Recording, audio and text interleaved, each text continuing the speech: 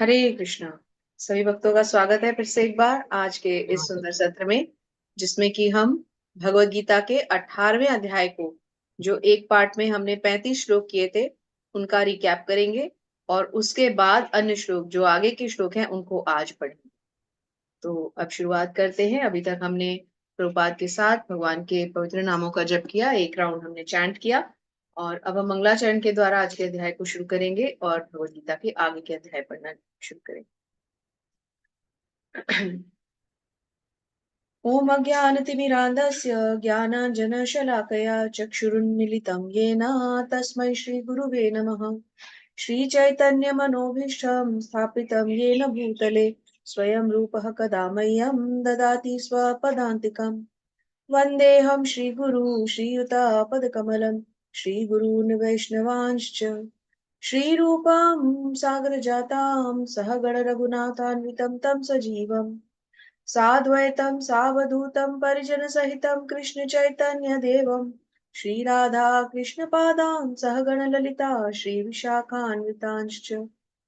हे कृष्ण करुणा सिंधु दीनबंधु जगतपते गोपेश गोपिका कांत श्रीराधा कांत नमस्तुते। तप्त कांचन गौरांगी श्रीराधे वृंदावनेश्वरी वृषभानुसुते देवी प्रणमामि हरिप्रिये। वाञ्छाकल्पतरुभ्यश्च कृपा सिन्धुभ्यैव च पतितानां पावनेभ्यो वैष्णवेभ्यो नमो नमः। जय श्री कृष्ण चैतन्य प्रभु नित्यानंद श्री अद्वैत गदाधर श्रीवासादि गौर भक्त वृंद। हरे कृष्णा कृष्ण कृष्णा हरे हरे हरे राम राम राम हरे हरे। नमो विष्णुपादाय कृष्ण पृष्ठाय भूतले श्रीमते भक्तिवेदांत स्वामिनीति नामिने। नमस्ते सारस्वते देवे गौरवाणी प्रचारिणे निर्विशेषा शून्यवादी पाश्चात्य देश तारिणे।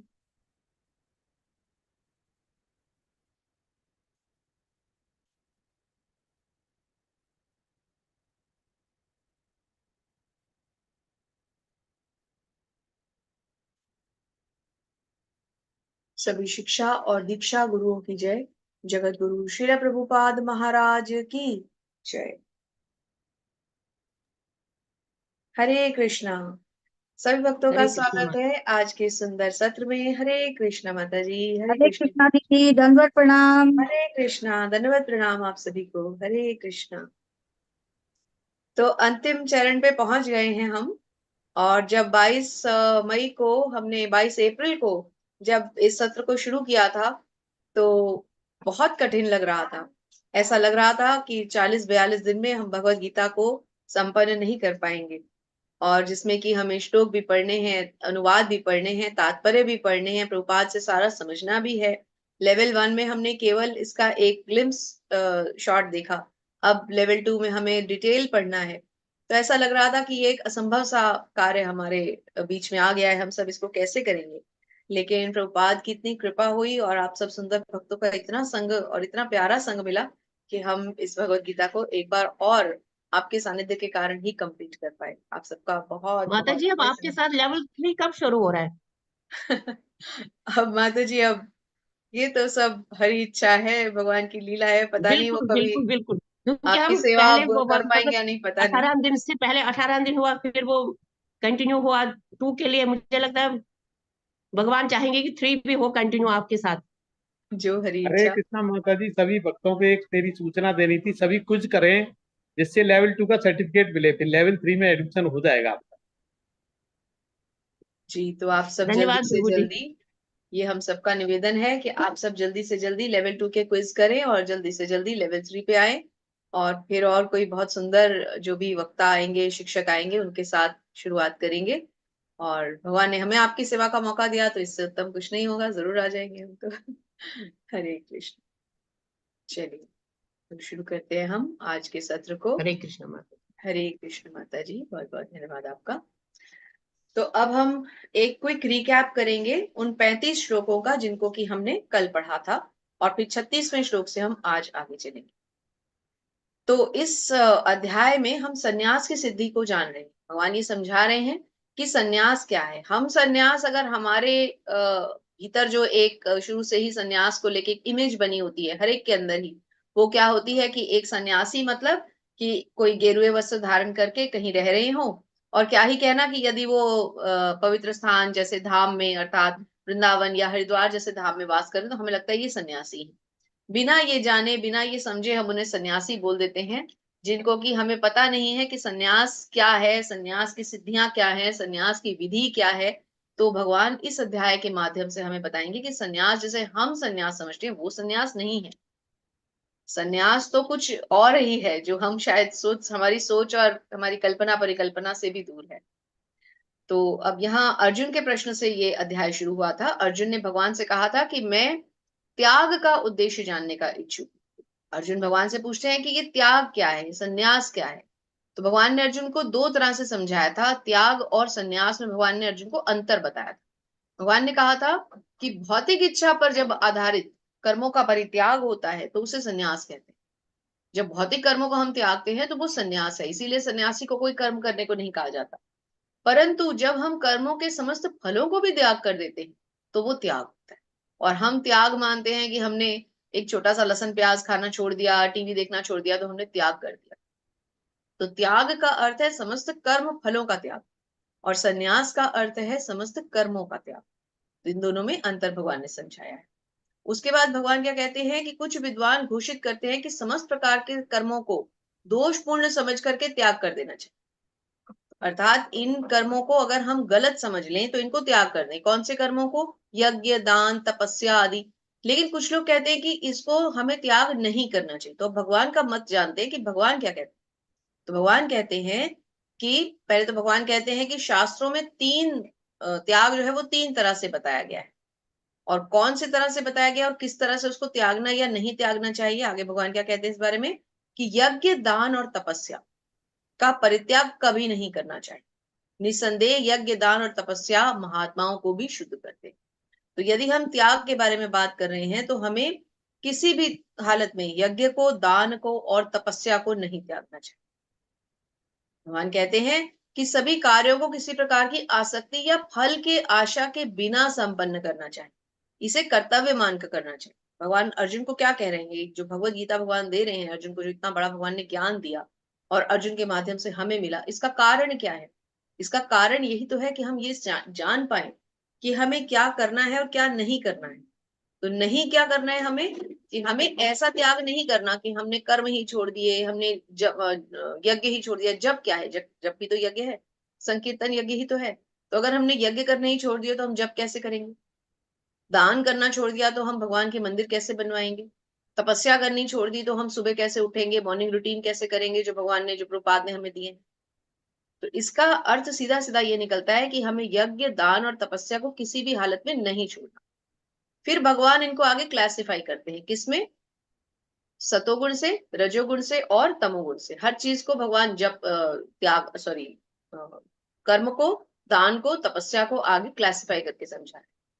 तो भगवान क्या कहते हैं कि निर्दिष्ट कर्तव्यों को कभी नहीं त्यागना चाहिए। अब हाँ, जो बात हुई थी अर्जुन की, तो अर्जुन को भगवान ने क्या कहा? अर्जुन को भगवान ने महाभारत में भगवत गीता जब कही तो कारण क्या था? अर्जुन को भगवान ने यही तो कहा कि तुम अपने मन से इस विषाद को निकाल दो, इस दुख को निकाल दो कि तुम अपने स्वजनों की हत्या कर रहे हो।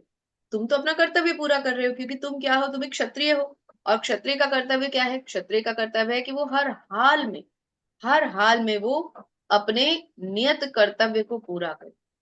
उसका कर्तव्य है धनुष उठाना और शत्रुओं को मारना, उनका वध करना। और फिर तुम थोड़ी ना वध कर रहे हो, इनका वध तो मेरे द्वारा पहले ही हो चुका है, जो कि भगवान ने फिर उसकी झांकी अर्जुन को 11वें अध्याय में दिखा भी दी है ना। तो यहाँ भगवान कहते हैं कि निर्दिष्ट कर्तव्यों को, अर्थात जो कर्तव्य हमें शास्त्रों द्वारा निर्देशित किए गए हैं, उनको कभी नहीं त्यागना चाहिए। यदि कोई मोहवश होकर अपने कर्तव्यों का त्याग कर देता है या अपने नियत कर्मों को त्याग देता है तो ऐसा त्याग क्या कहलाता है? तामसिक है। तो किसी भी मोह में आकर अगर हम अपने कर्तव्यों को, अपने कर्मों को त्याग दें, ऐसे कर्म जो हमें शास्त्रों द्वारा दिए गए हैं, तो फिर वो तामसी हो जाएगा। फिर वो तपस्या, वो दान, वो यज्ञ, अगर हम किसी भी ऐसी चीज को त्याग देते हैं किसी भी कारण से अर्थात मोहग्रस्त होके, तो फिर वो तामसिक हो जाएगा। वो ऐसा त्याग तामसिक त्याग, और तामसिक त्याग को भगवान कभी स्वीकार नहीं करेंगे। फिर बताते हैं कि जो व्यक्ति नियत कर्मों को कष्टप्रद समझकर या शरीर के क्लेशों के भय से त्यागता है, उसको कभी भी उच्च फल प्राप्त नहीं होता। ऐसे त्याग को राजसिक समझो।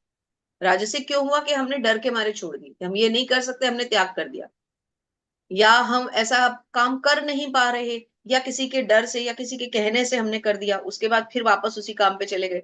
तो ऐसा जो त्याग होगा वो राजसिक कहलाएगा, भगवान इसका कोई फल नहीं दे। तो अपने कर्तव्य को कारणीय मानकर और भौतिक संगति और फल की आसक्ति को त्यागते हुए जो त्याग होता है वो सात्विक बताया भगवान। अर्थात हमने भौतिक संगति का त्याग करना है, और क्या करना है, अपने जो भी जीवन के हमारे क्लेश हैं, कल्मश हैं, उनका त्याग क्या सोच के करना है कि भगवान की प्रसन्नता के लिए कर रहे हैं। किसी के डर से नहीं कर रहे, किसी के प्रेशर में आके नहीं कर रहे, मन गढ़ंत नहीं कर रहे, तथाकथित ढंग से नहीं कर रहे।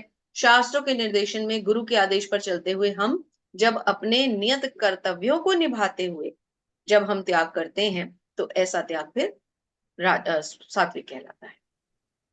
आगे भगवान कहते हैं, सतोगुण में स्थित बुद्धिमान त्यागी जो न तो अशुभ कर्म से घृणा करता है और न शुभ कर्म से लिप्त होता है, वह कर्म के विषय में कोई संशय नहीं रखता। तो जिस व्यक्ति को ये सब त्याग कैसे करना है, कौन से फल का त्याग करना है, कौन से कर्मों का त्याग करना है, ऐसा व्यक्ति कौन होगा? जो भगवान का भक्त होगा। तो उसके दिल में, उसके हृदय में कभी कोई शंका नहीं आ सकती। निस्संदेह किसी भी देहधारी प्राणी के लिए समस्त कर्मों का परित्याग कर पाना संभव है। ऑब्वियस सी बात है, कोई भी नहीं कर सकता। देहधारी अर्थात जो भी मनुष्य के रूप में इस भौतिक जगत में आया है, वो सब कर्मों का त्याग कैसे करेगा? कुछ तो करेगा ना। जो भी उसने किया, ऐसी जो भी क्रिया है जो वो अपने शरीर द्वारा संपन्न कर रहा है, तो वो कर्म ही तो हो गया। तो परित्याग कैसे हो गया? पलक झपकना भी कर्म है। तो क्या पलक झपकना, मुंह खोलना, बोलना, खाना, सोना, हर चीज कर्म ही तो है। तो समस्त कर्मों का त्याग तो हम कभी नहीं कर सकते। तो इसका मतलब वो वाला तो ऑप्शन ही बंद हो गया। तो कर्मों का परित्याग करेंगे कैसे? तो जो कर्मों का परित्याग नहीं करेगा वो सन्यासी कैसे बनेगा? क्योंकि सन्यासी की डेफिनेशन क्या है? जो कर्मों का परित्याग कर दे। और समस्त कर्मों का तो कभी परित्याग नहीं हो सकता। इसका मतलब there is a thin line. हमें उस बारीक लकीर को समझना है कि वो क्या लाइन है जिसके उस पार सन्यास है और इस पार सन्यास नहीं। कर्मों का परित्याग तो कह दिया, लेकिन समस्त कर्मों का तो कोई परित्याग नहीं कर रहा ना। तो फिर कैसे कर्मों के परित्याग से एक व्यक्ति सन्यासी कहला सकता है ना? इसको हमें समझना है। लेकिन जो कर्म फल का परित्याग कर देते हैं वो वास्तव में त्यागी। इसका मतलब त्यागी बना जा सकता है। इजीएस्ट वे क्या है कि हम कर्म के फलों को त्यागें, और त्यागने से भी अच्छा है कि हम अपने हर कर्म के फल को भगवान को अर्पित करें। तो उस वजह से हम कभी भी कोई गलत कर्म करेंगे ही नहीं, पहली बात। और यदि हम कोई कर्म करेंगे भी तो उसके फल को हमें भगवान को अर्पित कर देना है। तो वो हमारा त्याग। जैसे कि हमने, जो हमारे बच्चे हैं वो एजुकेशन ले रहे हैं, कहीं कोई बच्चा इंजीनियरिंग कर रहा है, मेडिकल साइंस का स्टूडेंट है, तो उसको जो भी वो मार्क्स लेने के लिए अपनी पढ़ाई कर रहा है, अपना कर्तव्य पूरा कर रहा है, ऐसे कर्मों में उसको इन कर्मों के फलों को भगवान के लिए अर्पित करना है। कि मैं ये जो भी डिग्री लूंगा, ऐसा मेरा संकल्प है कि उसका कारण केवल और केवल कृष्ण है, अपने लिए नहीं कर रहा हूं। फिर भगवान बताते हैं, जो त्यागी नहीं है उसके लिए इच्छित, अनिच्छित और मिश्रित, ये 3 प्रकार के कर्म फल मृत्यु के बाद मिलते हैं। लेकिन जो सन्यासी है उन्हें ऐसे फल का सुख दुख नहीं भोगना पड़ता। तो ये 3 प्रकार के कर्म फल मृत्यु के बाद बढ़ते हैं। इच्छित कौन से? जो हम चाहते हैं। अनिच्छित कौन से? जो कुछ गलत हो गया और उस कर्म के भी हमें फल मिलते हैं। और मिश्रित, जिसमें दोनों प्रकार के मिश्रित। तो यहाँ पर तात्पर्य भी प्रभुपाद ने यही बताया है कि कृष्ण भावनामृत व्यक्ति कृष्ण के साथ अपने संबंध को जानते हुए कर्म करता है, इसलिए वह सदैव मुक्त रहता है। तो उसे मृत्यु के पश्चात अपने कर्म फलों को नहीं भोगना पड़ता। तो कोई इच्छित, कोई अनिच्छित या कोई मिश्रित कर्म फल एक भक्त को नहीं भोगने पड़ते यदि वो कृष्ण भावना भावित हो चुका है। भगवान अर्जुन को कहते हैं कि वेदांत के अनुसार समस्त कर्म की पूर्ति के लिए 5 कारण, हमने भगवान से सुने थे, 5 ऐसे कारण जिनके द्वारा कोई भी कर्म जो है वो संपन्न होता है। तो ये 5 कारण क्या होते हैं? पहला, कर्म का स्थान अर्थात शरीर। हम कोई भी कर्म कहाँ से करते हैं? शरीर से करते हैं, जो हमारा क्षेत्र है। हमने क्या पढ़ा था? क्षेत्र, क्षेत्रज्ञ, ज्ञेय, ज्ञाता पढ़ा था ना हमने। तो क्षेत्र क्या है? हमारा शरीर। और क्षेत्रज्ञ क्या है? जो इसको जानता है, अर्थात आत्मा। तो अब कर्म का स्थान क्या होगा? शरीर अर्थात हमारा क्षेत्र। जो भी काम हम, जिसको संपन्न करने के लिए हम कोई भी काम अपने इंद्रियों के द्वारा करते हैं संपन्न, जैसे इसमें हमारे हाथ, पैर, मुंह, आंखें, कान, नाक, जीवा, गोदा, उपस्थ, ये सारे अंग कहीं ना कहीं किसी न किसी कर्तव्य में, कर्म में लगते हैं। तो कर्म का स्थान क्या हुआ? शरीर हुआ ना। हमने इंजीनियरिंग की तो हमारे हाथ चले, आंखों से हमने पढ़ाई की, हमने मेडिकल किया तो हमने पढ़ाई भी की, हमने किसी की सर्जरी की, हमारे हाथ लगे, हम सिंगर हैं, हम गाते हैं तो हमारी वाणी काम में आई, हम प्लेयर हैं, क्रिकेटर हैं तो हमारे हाथ चले, हमारे पांव चले, हम ग्राउंड तक गए, हमने जो भी कर्म किए, है ना। हम भक्त हैं तो भगवान की अर्चना कर रहे हैं, भगवान की वंदना कर रहे हैं, भगवान के अर्चे विग्रह की सेवा कर रहे हैं। जो भी, क्या हम जॉब करते हैं तो अपने बॉस की बात सुनते हैं, लैपटॉप पे काम करते हैं, तो जो भी कर्म हम संपन्न कर रहे हैं वो हम कर रहे हैं शरीर के द्वारा। इसलिए कर्म का स्थान क्या है? वो स्थान कौन सा है जहां पर कर्म जन्म लेता है और संपूर्ण होता है? वो है शरीर। ठीक है। अब एक हो गया ये स्थान। अब कोई इसके अंदर से इसको करता भी होगा। अब जो कोई करेगा नहीं, अगर मैं हाथ को ये माइंड इंस्ट्रक्शन नहीं देगा कि हाथ उठे, तो हाथ उठेगा कैसे? यदि आंखों को देखने की इंस्ट्रक्शन माइंड नहीं देगा तो आंखें देखेंगी कैसे? जो भी भगवान हमारे माइंड को शक्ति देते हैं उसी के द्वारा तो ये संपूर्ण शरीर जो है ये कार्य के लिए चलायमान होता है ना। फिर आ गया, वो हो गया कर्ता। फिर आ गया इंद्रियां, जो हमने अभी चर्चा किया कि हमारे लिम्स जो होते हैं, हमारे हाथ, पैर, आंख, नाक, कान, ये सब प्रकार से ज्ञानेंद्रियां और कर्मेंद्रियां कर्म करते हैं। फिर चेष्टा, मतलब इस काम को करने के लिए हमने एफर्ट लगाया। और फिर परमात्मा, जो सबसे इंपॉर्टेंट। तो इन 5 तत्वों के द्वारा, इन 5 कारणों के अलावा या इन 5 कारणों से रहित होकर हम कोई भी कर्म संपन्न नहीं कर सकते। कोई भी कर्म आप XYZ उसमें आप डाल डाल के देखिए कि ये कर्म, ये कर्म, ये कर्म, सब में ये 5 चीजें मुख्य कारण है। क्या? कर्म का स्थान अर्थात शरीर, कर्ता, इंद्रियां, चेष्टा और परमात्मा। बहुत इंपॉर्टेंट था। 18वें अध्याय का 14वां श्लोक। फिर भगवान कहते हैं कि मनुष्य अपने शरीर, मन और वाणी से जो भी उचित या अनुचित कर्म करता है वो इन्हीं 5 के फलस्वरूप होता है। इन 5 के अलावा हम कभी कुछ कर ही नहीं सकते। ये 5 कारण तो चाहिए ही चाहिए। तो इन 5 कारणों को ना मानकर जो अपने आप को केवल कर्ता मान लेता है वह फिर क्या है? वह तो मूर्ख हो गया ना। 5 कारण है, वो पहला, दूसरा, चौथा, 5वां छोड़ रहा है, सिर्फ बीच का एक उठा रहा है, कर्ता। तो कैसे हो सकता है? वो कह रहे हैं मैं कर रहा हूं। आप कैसे कर रहे हो? अगर कर्म का स्थान नहीं होगा, अगर इंद्रियां नहीं होंगी, अगर कर्म करने की चेष्टा या अंदर से उसकी एक आपकी इच्छा नहीं होगी, जील नहीं होगी, और भगवान का, उसमें परमात्मा का आशीर्वाद नहीं होगा, तो कैसे कर लोगे? तो खाली करता तो अपने आप में कुछ है ही नहीं ना। लेकिन कुछ लोग अपने आप को ही बुद्धिमान मानते हुए स्वयं को कर्ता मानकर कहते हैं कर्म को तो संपन्न मैंने किया। तो अगर अब हमें आगे कहीं इसको कहीं तर्क देना भी पड़े कि आप कैसे कहते हो कि परमात्मा हर चीज में शामिल है, हर कर्तव्य में, हर कर्म में परमात्मा शामिल है, आप इसको कैसे समझ सकते हैं? तो हमें बताना है कि हमारे भगवत गीता के 18वें अध्याय के 14वें श्लोक में भगवान ने स्वयं कहा, परमात्मा भगवान ने स्वयं कहा है, इसीलिए हमें मानना है, अपने आप से नहीं मान रहे हम। गुरुदेव ने वही लिखा है जो भगवान ने उन्हें बताया है। गुरुदेव तात्पर्यों में केवल उसका एक्सप्लेनेशन दे रहे हैं, भगवान के कहे से इधर उधर नहीं जा रहे गुरुदेव श्री प्रभुपाद। जो मिथ्या अहंकार से प्रेरित है, जिसकी बुद्धि बंधी नहीं है और इस संसार में मनुष्यों को मारता हुआ भी नहीं मरता, वह अपने कर्मों से बंधता है। अब कर्मों से कौन बंधेगा? पहली बात, वो कर्मों से नहीं बंधेगा जो मिथ्या अहंकार से नहीं बंधेगा, जिसके अंदर ये मैं नहीं है कि मैं करता हूं, मैं भोगता हूं। ना मैं करता हूं, ना मैं भोगता हूं।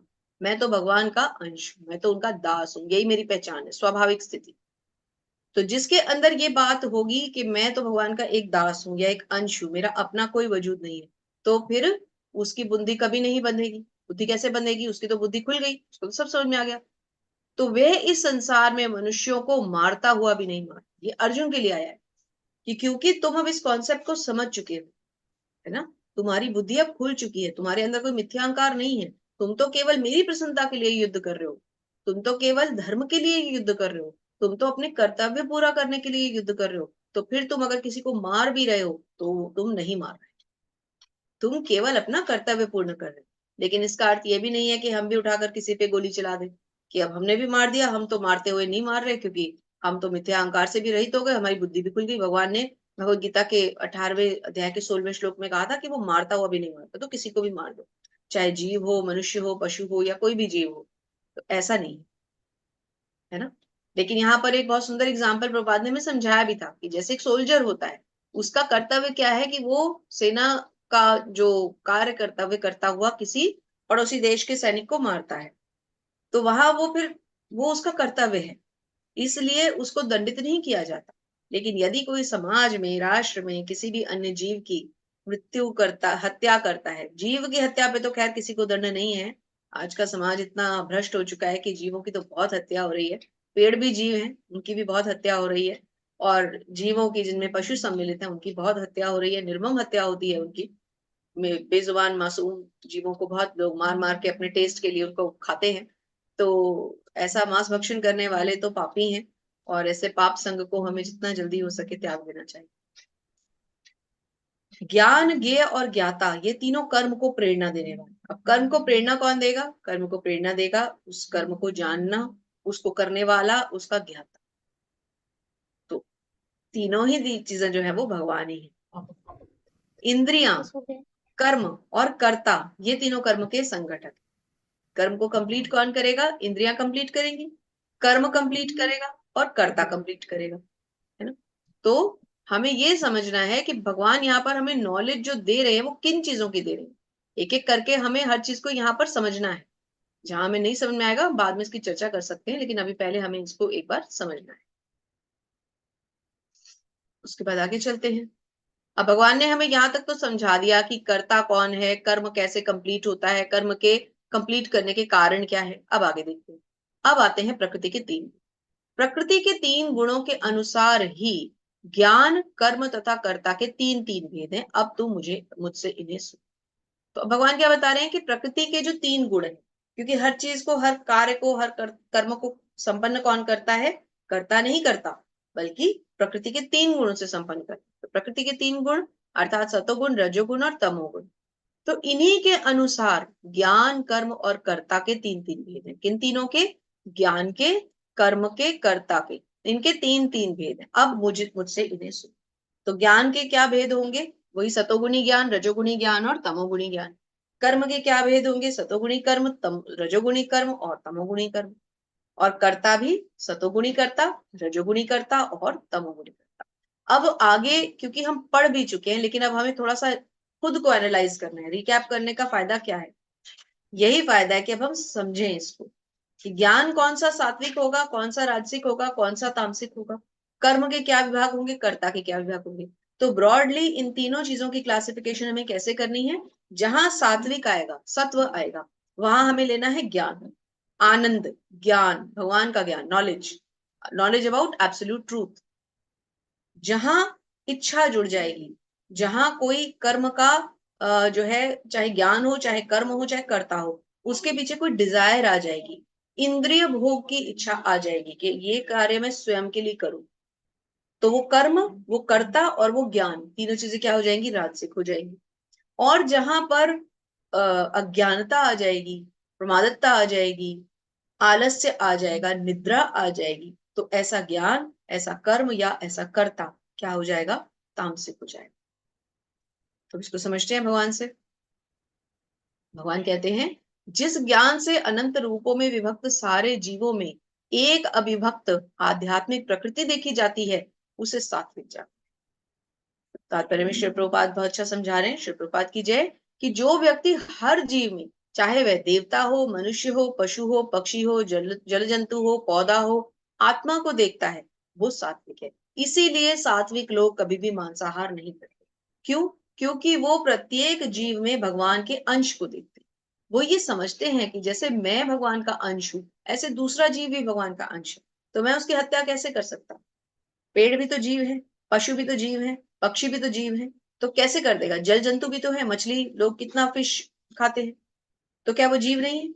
क्या वो भगवान का अंश नहीं है? हाँ, ये सत्य है कि वो अपने कर्मों के फलों को भोग रहा है, और उस कारण से ही वो उस योनि में चला गया है। परंतु हम क्यों कारण बने उस योनि से उसे मुक्त करने के? क्या भगवान ने हमें ये राइट दिया है?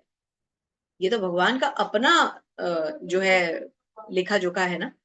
भगवान करेंगे बैठ के उसका जस्टिस, यमराज जी को ये काम दिया है वो करेंगे। हम कौन होते हैं उसको उस योनि से मुक्त करने वाले? क्योंकि कुछ ऐसे अपने आप को बुद्धिमान भी बनते हैं जो कहते हैं कि नहीं, हम मांसाहार करके एक पशु को, जीव को उस पशु योनि से मुक्त कर रहे हैं। ऐसे भी लोग हैं, तर्क देने वालों के बहुत तर्क होते हैं, लेकिन हमें किसी तर्क को नहीं सुनना।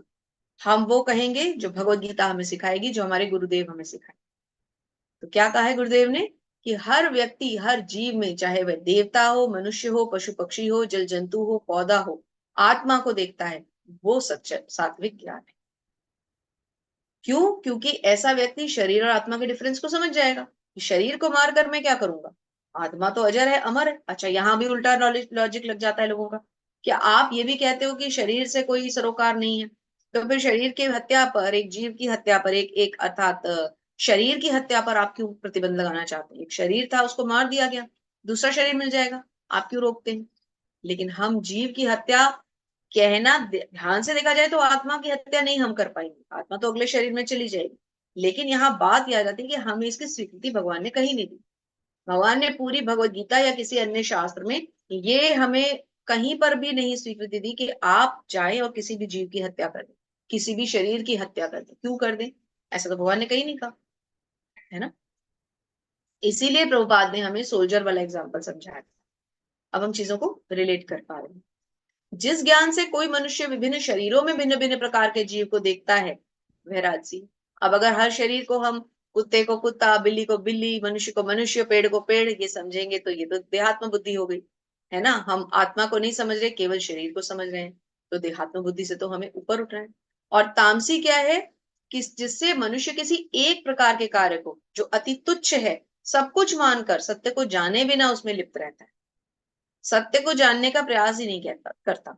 सत्य तो, परम सत्य तो भगवान है, वो भगवान को जानना नहीं चाहता, अपनी अलग मनगढ़ंत कार्य करता है, तो ऐसा ज्ञान तामसिक कहलाता है। अब कर्म के 3 विभाग।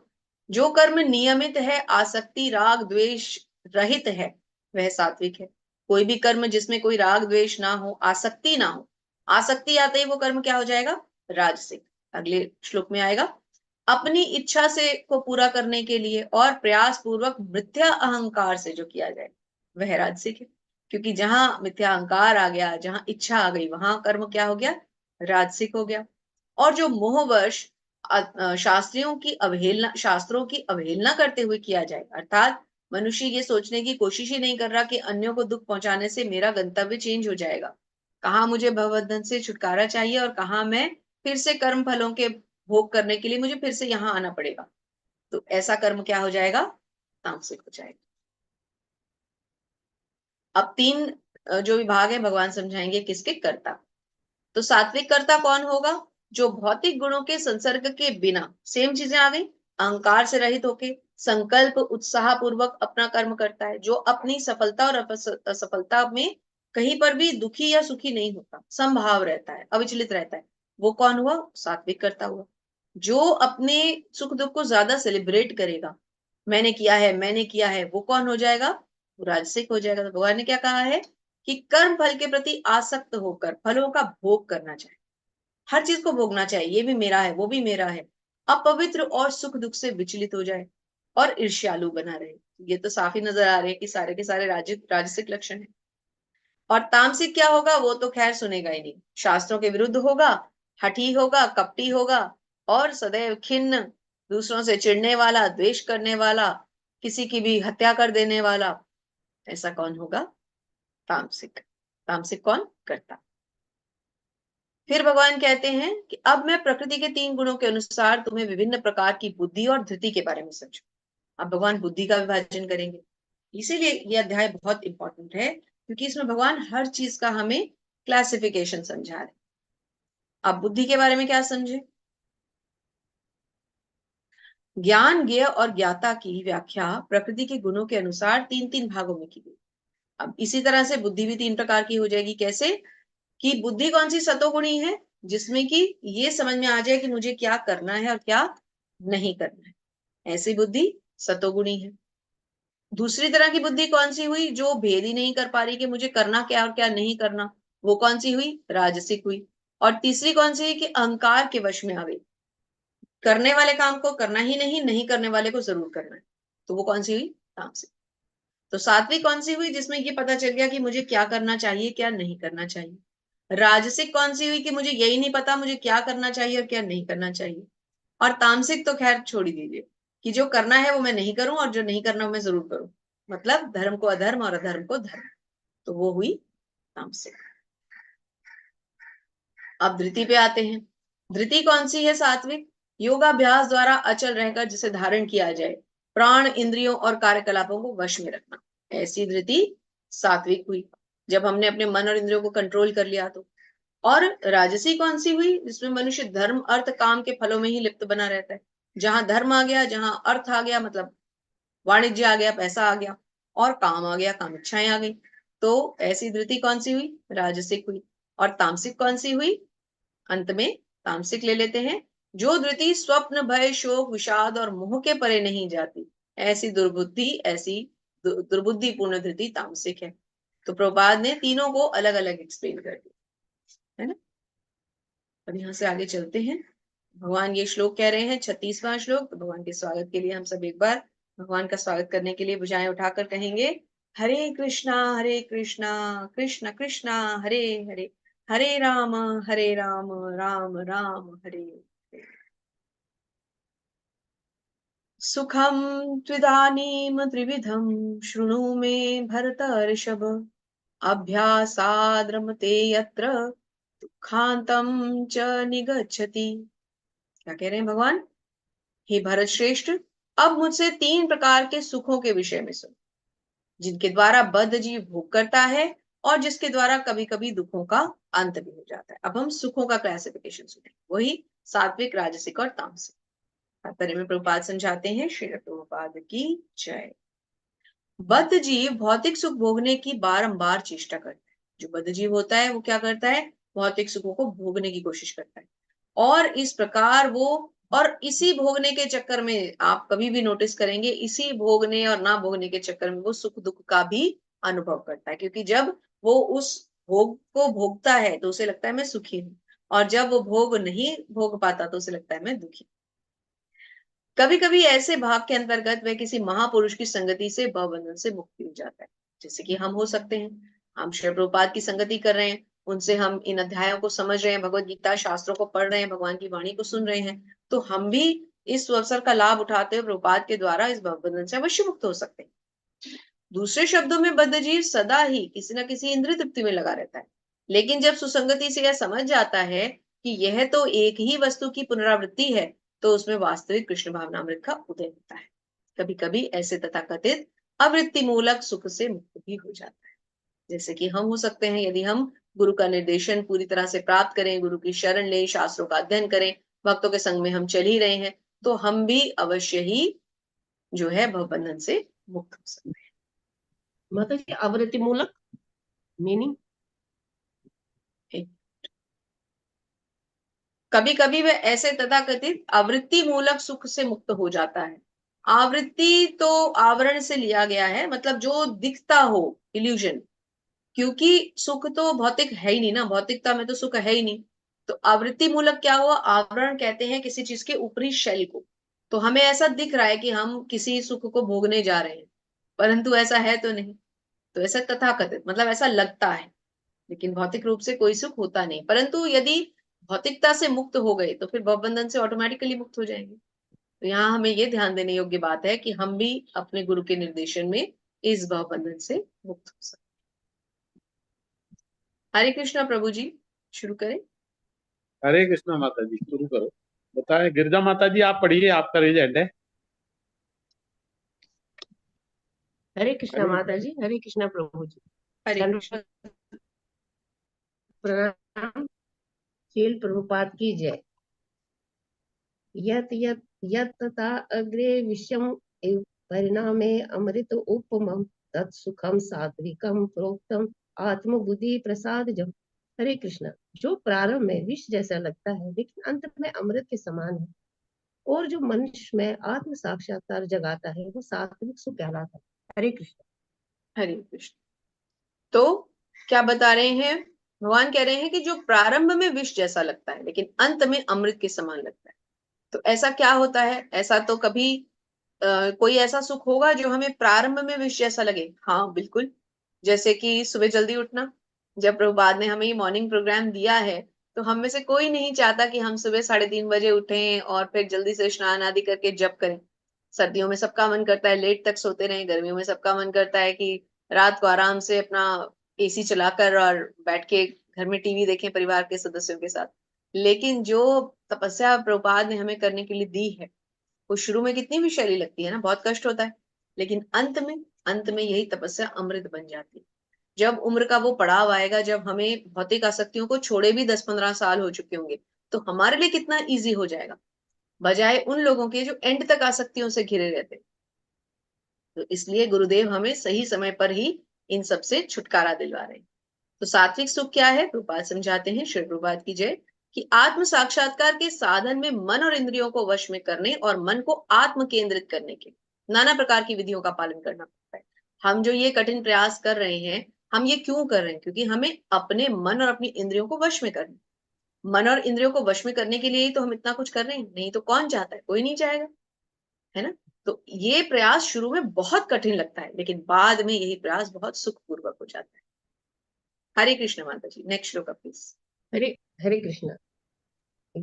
विषय इंद्रिय संयोगात् यत्र तत्र अग्रे अमृत उपमं परियामे विश्वम इव तत् सुखम राजसम समृतम। हरे कृष्ण। जो सुख इंद्रियों द्वारा उनके विषयों में संसर्ग से प्राप्त होता है और जो प्रारंभ में अमृत तुल्य तथा अंत में विष तुल्य लगता है, वो रजोगुण कहलाता है। हरे कृष्ण। हरे कृष्ण माता जी। जो शुरू में बहुत अच्छा लगता है, लेकिन जिसका एंड रिजल्ट जो है वो बड़ा ही सोर होता है, बड़ा ही कड़वा होता है। ऐसा कौन सा सुख होगा? रजोगुणी। इसमें हम किसको ले सकते हैं? जैसे कि हम एक युवक युवती के संबंधों को ले सकते हैं, विवाह संबंधों को ले सकते हैं। शुरू में तो बहुत अच्छा लगता है, होता है ना, एक लड्डू है जिसको खाओ तो भी पछताओ, कुछ एक लोग बोलते हैं नहीं खाओ तो भी पछताओ। तो वही बात हो गई कि शुरू में तो बहुत अच्छा लगता है, बड़ा सुख का अनुभव होता है, लेकिन बाद में एंड रिजल्ट क्या है? वही चिक चिक, वही लड़ाई झगड़े। तो इसलिए स्त्री पुरुष के विवाहित संबंधों को, युवक युवती के संबंधों को राजसिक सुखों में लिया जाता है, जो शुरू में तो अमृत के समान लगते हैं, लेकिन अंत में विष के समान हो जाते हैं। हरि बोल। जी माता जी। हरे कृष्ण। माता जी तात्पर्य पढ़ूं? अच्छा, पढ़ लीजिए माता जी, कोई बात हरे कृष्ण। श्री नहीं। हरि प्रभुपाद की जय। प्रभुपाद। जब कोई युवक किसी युवती से मिलता है तो इंद्रियां युवक को प्रेरित करती है और वो उससे संभोग करे। प्रारंभ में इंद्रियों का यह अत्यंत सुखकर लग सकता है, लेकिन अंत में या वो समय बाद वही विष तुल्य बन जाता है। तब वे विलंग हो जाते हैं या उनमें तलाक, विवाह, विच्छेद हो जाता है। फिर शोक, विषाद इत्यादि उत्पन्न हो जाता है। ऐसे सुख सदैव राजसी होते हैं। जो सुख इंद्रियों और विषयों के सहयोग से प्राप्त होते हैं, वे सदैव दुख का कारण बनता है। अतः इससे सभी तरह से बचना चाहिए। हरे कृष्ण। हरे कृष्ण। तो तात्पर्य क्या है कि हमें इससे बचना है, हमें ऐसे संबंधों में ज्यादा नहीं उलझना, नहीं फंसना। यद्यपि हालांकि हम जो भी लोग पढ़ते हैं, हम में से काफी सारे लोग ऑब्वियसली विवाह संबंधों में ही चल रहे हैं, सब मैरिड होंगे काफी लोग हम में से। तो लेकिन हमें आसक्तियों को उस लेवल तक नहीं लेके जाना जहां की फिर ये संबंध विच्छेदन तक पहुंच जाए। एक्सपेक्टेशंस और आसक्तियों को कम करना है। एक्सपेक्टेशन केवल भगवान से, और वो एकमात्र एक्सपेक्टेशन कि भगवान आप मुझे अपनी भक्ति दीजिए, और कोई इच्छा नहीं, सिर्फ एक इच्छा, भगवान आप मुझे अपनी भक्ति दीजिए। भक्ति होगी तो हमारे अंदर सेटिस्फैक्शन रहेगी, लेवल ऑफ सेटिस्फैक्शन अचीव हो जाएगा, तो फिर हमें किसी चीज की डिजायर नहीं रहेगी। डिजायर नहीं रहेगी तो रजोगुण कम हो जाएगा, रजोगुण कम हो जाएगा तो तमोगुण अपने आप छूट जाएगा और सतोगुण बढ़ने लग जाएगा। तीनों में से एक गुण डोमिनेट करेगा। हमने प्रकृति के 3 गुणों 14वें अध्याय में समझा था। तो हमें क्या करना है? इच्छाओं को अगर हम कंट्रोल कर लेते हैं, बीच वाला गुण रजोगुण है ना, तो अगर हम बीच वाले गुण को ठीक कर लें तो नीचे वाला नीचे छूट जाएगा, हम ऊपर बढ़ना शुरू हो जाएंगे, तो अपने आप ही हम सतोगुण की तरफ चलेंगे। तो मेन चीज है मन को कंट्रोल करना। अगर मन कंट्रोल में आ गया तो इंद्रियां अपने आप कंट्रोल में आ जाएंगी। क्यों? क्योंकि हमने भगवत गीता में वो चार्ट समझाता है जहां घोड़े इंद्रियां हैं और मन उसकी लगाम। तो लगाम को ठीक से पकड़ना है, और लगाम किसके हाथ में है? बुद्धि के हाथ में, जो सारथी है। रथ क्या था? शरीर। आत्मा कौन था? जो पीछे सवार बैठा है। और घोड़े क्या थे? इंद्रियां। घोड़े भाग रहे हैं, हमारी इंद्रियां इधर उधर भाग रही हैं। मन वो लगाम है जो उन इंद्रियों की लगाम टाइट एकदम कस के पकड़ के रखना। तो हमें भी अपनी इंद्रियों को कस के पकड़ के रखना है ना? जी माता जी, आगे बढ़े। हरे कृष्णा। हरे यत् कृष्ण। अग्रे च अनुबंधे च सुखम मनो मोहनम आत्मना निद्रा आलस्य प्रमाद उत्थम तत्र तामसम उदाहतम। जो तथा जो सुख आत्म साक्षात्कार के प्रति अंधा है, जो प्रारंभ से लेकर अंत तक मोह कारक है और जो निंद्रा, आलस्य तथा मोह से उत्पन्न होता है वो तामसी कहलाता है। हरे कृष्ण। हरे कृष्ण। तो ऐसा सुख जो आत्म साक्षात्कार के प्रति अंधा है। आत्म साक्षात्कार क्या है? भगवान को जानना। जो भगवान को जानना ही नहीं चाहता, ऐसा सुख किस काम का? तात्पर्य में श्री प्रभुपाद समझाते हैं, श्री प्रभुपाद की जय, कि जो भी वस्तुएं भ्रम से उत्पन्न होती हैं, मतलब जिनके पीछे कोई भ्रम होता है, कोई मोह होता है, वो सब एंड में जाकर के दुख में ही उसका अंत होता है। दुखी दुख, दुखी दुख, दुखी दुख। और ऐसे दुख के चलते तो कई लोग अपने जीवन को भी समाप्त कर लेते हैं। तो ये घोर तामसिक विचारधारा है। जी माता जी। हरे कृष्णा। हरे कृष्ण। न तत्र अस्ति पृथिव्यां वा दिवि देशु वा पुनः सत्वं प्रकृति जय मुक्तम यत्र जम्बी यात त्रिभिः गुणैः। इस लोक में, सर्व लोकों में या देवताओं के मध्य में कोई भी ऐसा व्यक्ति विद्यमान नहीं है जो प्रकृति के 3 गुणों से मुक्त हो। हरे कृष्ण। भगवान कहते हैं कि इस श्लोक में समग्र ब्रह्मांड में प्रकृति के तीनों गुणों का प्रभाव संक्षिप्त वर्णन दे रहे हैं। क्यों? क्योंकि भगवान ने क्या कहा है कि स्वर्ग लोकों में, इस लोक में, देवताओं में कोई ऐसा नहीं है जो प्रकृति के 3 गुणों से मुक्त हो। तो देवी देवता भी मुक्त नहीं है। जिन देवी देवताओं की हम पूजा करते हैं, माता की पूजा करते हैं, गणेश जी को ध्याते हैं, शिव जी को मानते हैं, वो देवी देवता भी मुक्त नहीं है। किससे? प्रकृति के 3 गुणों से। हालांकि शिव जी और ब्रह्मा जी का स्थान बहुत ऊंचा है बाकी अन्य देवी देवताओं के मुकाबले। शिव जी तो तमस के प्रधान देवता हैं, तो वो तो उससे ऊपर ही होंगे। लेकिन फिर भी अब वो गुणातीत, भगवान के लेवल पे गुणातीत कोई भी नहीं। गुणातीत केवल भगवान है। जी हरे कृष्ण। हरे कृष्ण। ब्राह्मण क्षत्रिय विषाम शूद्राम परंत कर्माणि प्रवृत्तिन स्वभाव प्रभते गुण है।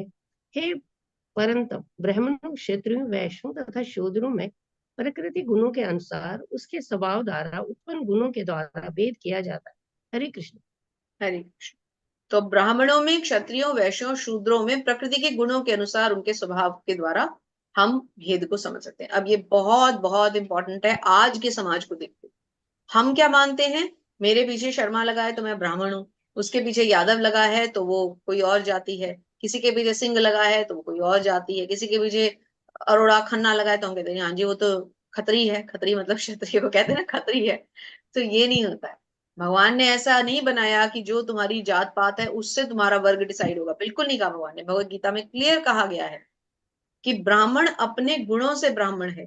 ना तो वो अपनी जाति से, अपने सरनेम से, अपनी उपाधि से ब्राह्मण है, ना वो जनेऊ धारण करने से ब्राह्मण है। वो ब्राह्मण है अपने गुणों से। ब्राह्मण का गुण क्या है? ज्ञान। ब्राह्मण के अंदर ज्ञान होना चाहिए, उसको ज्ञान की उत्सुकता होनी चाहिए, ब्रह्म की जिज्ञासा होनी चाहिए, आत्म साक्षात्कार की जिज्ञासा होनी चाहिए, भगवान यानी परम सत्य को जानने की क्यूरोसिटी होनी चाहिए, तब वो ब्राह्मण है। अगर ऐसा ब्राह्मण, और वो सतोगुणी होना चाहिए, सबसे बड़ी बात। तो अब भगवान हमें इन सभी क्लासिफिकेशंस को समझाए। प्रभु हरे जी और कृष्ण माता पढ़वाएं जी। या चेंज हाँ, करना है? हरे हरे प्रिया माता जी। हरे कृष्णा माता जी, आप पढ़िए। हरि प्रिया माता जी। चलिए 5-5 श्लोक ले हरे लेते हैं जितने भी जी हैं, फिर जी। देखते हैं। जी हरे कृष्ण माता जी। हरे कृष्ण हरे प्रभु जी। कृष्ण। दंडवत। प्रणाम। हरे कृष्ण। हरे कृष्ण। समोदम समोदम तपः शौचं क्षन्तिराजर्वमेव च ज्ञानं विज्ञानं मस्तिक्यं ब्रह्म कर्मा स्वभावजम्। अनुवाद। शांति शांति प्रियता, आत्मसंयम, तपस्या, पवित्रता, सहिष्णुता, सत्यनिष्ठा, ज्ञान, विज्ञान तथा धार्मिकता ये सारे स्वाभाविक गुण हैं जिनके द्वारा ब्राह्मण कर्म करते हैं। हरे कृष्ण। हरे कृष्ण माता जी। तो ब्राह्मण किन गुणों के द्वारा करते हैं कर्म? शांति, प्रियता, आत्म संयम, तपस्या, पवित्रता, है ना। सत्य बोलता है ब्राह्मण, सहिष्णु होता है, किसी की भी बात सुनकर चुप रह जाता है, उसको कभी पलट के जवाब नहीं देता, उसमें ज्ञान होता है, भगवान का ज्ञान। बुकिश नॉलेज की बात नहीं हो रही। धार्मिक होता है, सात्विक विचारधारा का होता है, तो इसलिए उसको ब्राह्मण कहा जाता है। जी माता जी। हरे कृष्ण। हरे शौर्यं तेज धृति दक्षं युद्धे चाप्यबलायनं दानं दानं स्वभावश्च क्षत्रं कर्म स्वभावजम्। वीरता, शक्ति, संकल्प, दक्षता, युद्ध में धैर्य, उदारता तथा नेतृत्व ये क्षत्रियों के स्वाभाविक गुण हैं। हरे कृष्ण। हरे कृष्ण। तो क्षत्रियों के गुण क्या हैं? क्षत्रियों में वीरता होती है, संकल्प शक्ति होती है, दक्षता होती है, वो युद्ध में दक्ष होते हैं, और नेतृत्व होता है, लीडरशिप होती है उनमें, शक्ति होती है, बल होता है। तो ये क्षत्रियों के गुण हैं। जी माता जी। हरे कृष्ण। कृषि कृषि गोरक्षणं कृषि गोरक्ष वाणिज्यं वैश्य कर्म स्वभावजम्। परिचयात्मकं कर्म शूद्रस्यापि स्वभावजम्। कृषि कर्म, गोरक्षा तथा व्यापार वैश्यों के स्वाभाविक कर्म है, और शूद्रों का कर्म श्रम तथा अन्यों की सेवा करना है। हरे कृष्ण। हरे कृष्ण। तो वैश्यों के कर्म क्या है? कृषि करना, गोरक्षा करना, व्यापार करना, मतलब जो वाणिज्य में उनके काम करते हैं, सब तरह का बिजनेस क्लास जो है, एडमिनिस्ट्रेटर क्लास जो है, वो वैश्य है। और जो शूद्र होते हैं उनका काम क्या है? श्रम करना, वो सेवा करते हैं, सबसे बड़े सेवादार होते हैं। जी माता। हरे कृष्ण। हरे कृष्ण। स्वे स्वे कर्मण्यभिरतः संसिद्धिं लभते नरः। स्वकर्मनिरतः सिद्धिं यथा विन्दन्ति तत्त्वम्। अनुवाद। माता जी थोड़ा ऊपर। जी जी जी। एक सेकंड। हाँ जी। अपने अपने कर्मों के गुणों का पालन करते हुए प्रत्येक व्यक्ति सिद्ध हो सकता है। अब तुम मुझसे सुनो कि यह किस प्रकार किया जा सकता है। हरे कृष्ण। हरे कृष्ण। भगवान क्या कहते हैं कि गुणों का पालन करते हुए प्रत्येक व्यक्ति सिद्ध हो सकता है। अब कौन से गुण में किसको क्या कार्य करना है? जैसे ब्राह्मण का कार्य क्या बताया गया? ज्ञान है। क्षत्रिय का कार्य क्या बताया गया? गो सेवा है, राष्ट्र की सेवा है, और उसको रक्षा करना है, सबसे बड़ा भार है उस पर रक्षा का। और जो शूद्र है उसका क्या कार्य है? उसका कार्य है श्रम करना। तो भगवान कहते हैं कि अब इन सिद्धियों को किस प्रकार तुम अपने जीवन में समझ सकते हो, अब तुम मुझसे आगे सुनो। हरे कृष्ण। हरे कृष्ण। यतः प्रवृत्ति भूतानां येन सर्वं इदं ततं स्वकर्मणा तमव्यज्य सिद्धिं विदन्ति मानवः। अनुवाद। जो सभी प्राणियों का उद्गम है और सर्वव्यापी है, उस भगवान की उपासना करके मनुष्य अपना कर्म करते हुए पूर्णता प्राप्त कर सकता है। हरे कृष्ण। हरे कृष्ण। सभी प्राणियों का उद्गम और सर्वव्यापी वो कौन है? एक ही है, परम पुरुषोत्तम भगवान श्री कृष्ण।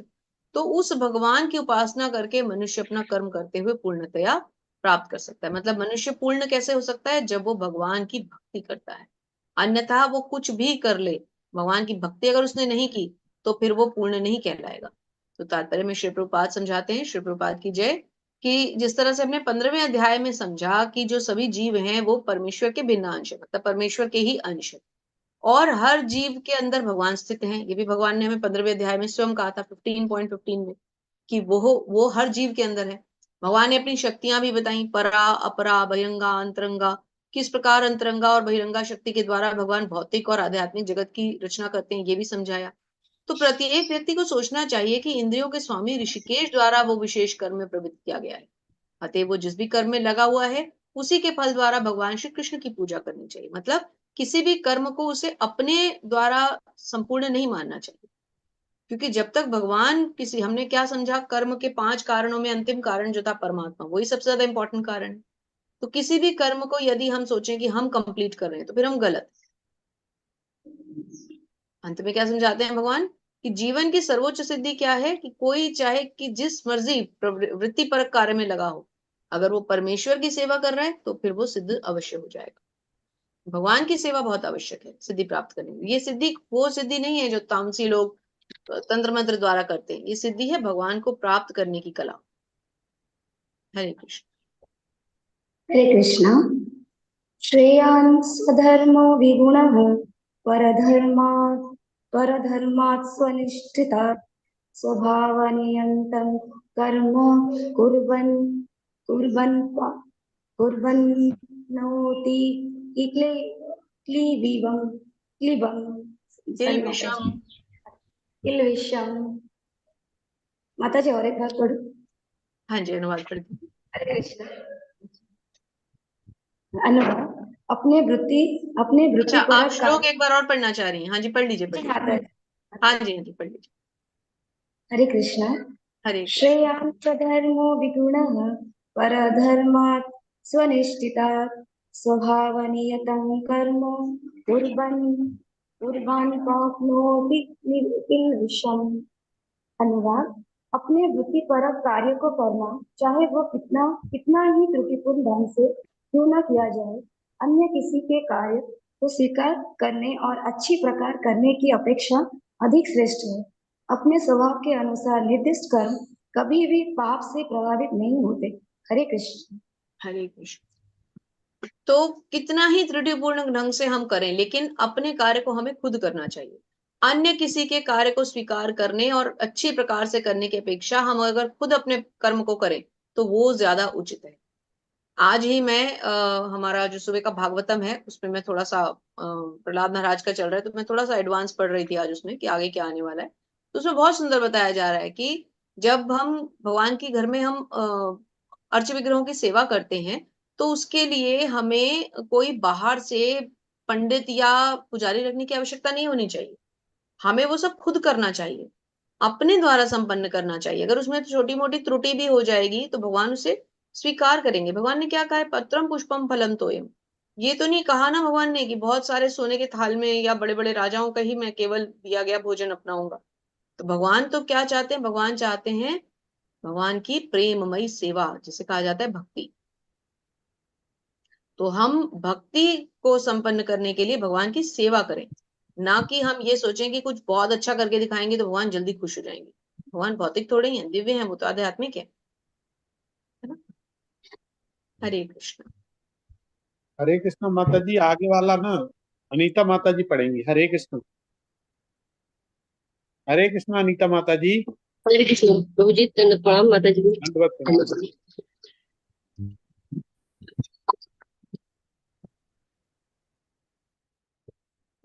हम नहीं पलट गए।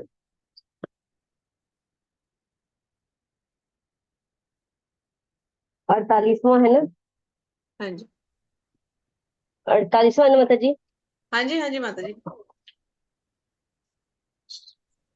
सहजम कर्म कौन्तेय सह दोषम अपि न त्यज्यते सर्व आरंभ ही दोषेण भूमेन अग्नि इव आवृतः।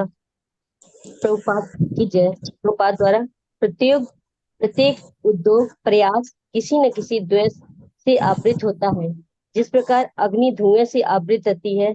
अतः हे कुंती पुत्र, मनुष्य को चाहिए कि स्वभाव से उत्पन्न कर्म को भले ही वह दोषपूर्ण क्यों न हो, कभी त्यागे नहीं। हरे कृष्ण माता जी। हरे कृष्ण। तो किसी भी कर्म को मनुष्य को त्यागना नहीं है, भले ही उसमें कोई ना कोई त्रुटि या दोष ना हो।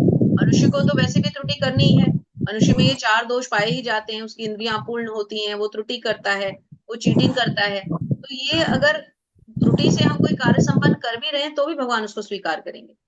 तो तात्पर्य में श्री प्रभुपाद क्या समझाते हैं? श्री प्रभुपाद की जय। कि बद्ध जीवन में सारा कर्म भौतिक गुणों से दूषित रहता है। यहाँ तक कि ब्राह्मण तक को ऐसे यज्ञ करने पड़ते हैं जिनमें पशु हत्या अनिवार्य है।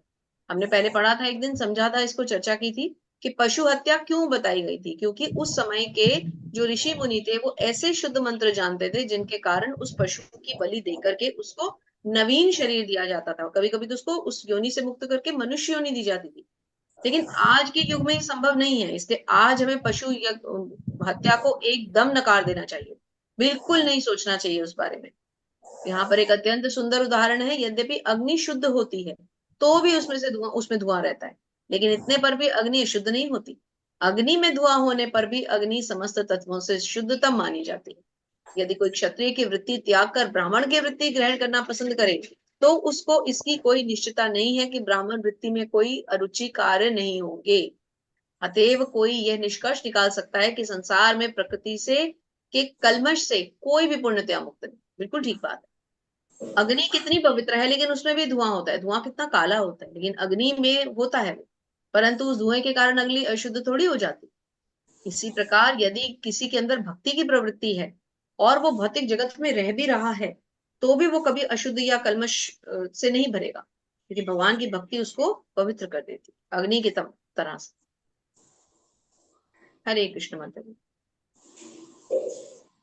हरे कृष्ण माता जी। हरे असक्त असक्तः बुद्धि सर्वत्र जित आत्मा विगत स्प्रियः नैष्क्रेम्यः सिद्धिं परिमामं संन्यासेन अधिगच्छति। प्रभुपाद की जय हो। प्रभुपाद द्वारा जो अंतर आत्म संयमी तथा अनासक्त है एवं जो समस्त भौतिक भोगों की परवाह नहीं करता, वह संन्यास के अभ्यास द्वारा कर्म फल से मुक्ति की सर्वोच्च सिद्धि अथवा अवस्था प्राप्त कर सकता है। हरे कृष्ण माता जी। प्रभु जी हरे। दंडवत। जो आत्म संयमी है, अनासक्त है, मतलब जो किसी तरह की भी आसक्ति में नहीं है, भौतिक भोगों की परवाह नहीं करता, वह संन्यास के अभ्यास द्वारा कर्म फल की मुक्ति से सर्वोच्च सिद्धि को प्राप्त कर सकता है। संन्यास हमने क्या समझा? संन्यास क्या है? कर्म फलों का त्याग। तो जो व्यक्ति कर्म फलों को त्याग करने के लिए तैयार हो चुका है, जिसको ये मालूम है कि अब उसके अंदर कोई किसी तरह की भौतिक आसक्ति नहीं है, तो फिर और उसके लिए मुक्ति की क्या रास्ता बनेगा? मुक्ति तो यही है, भगवान के श्री चरणों में हमने शरण प्राप्त कर ली और सब तरह की आसक्तियों को त्याग दिया।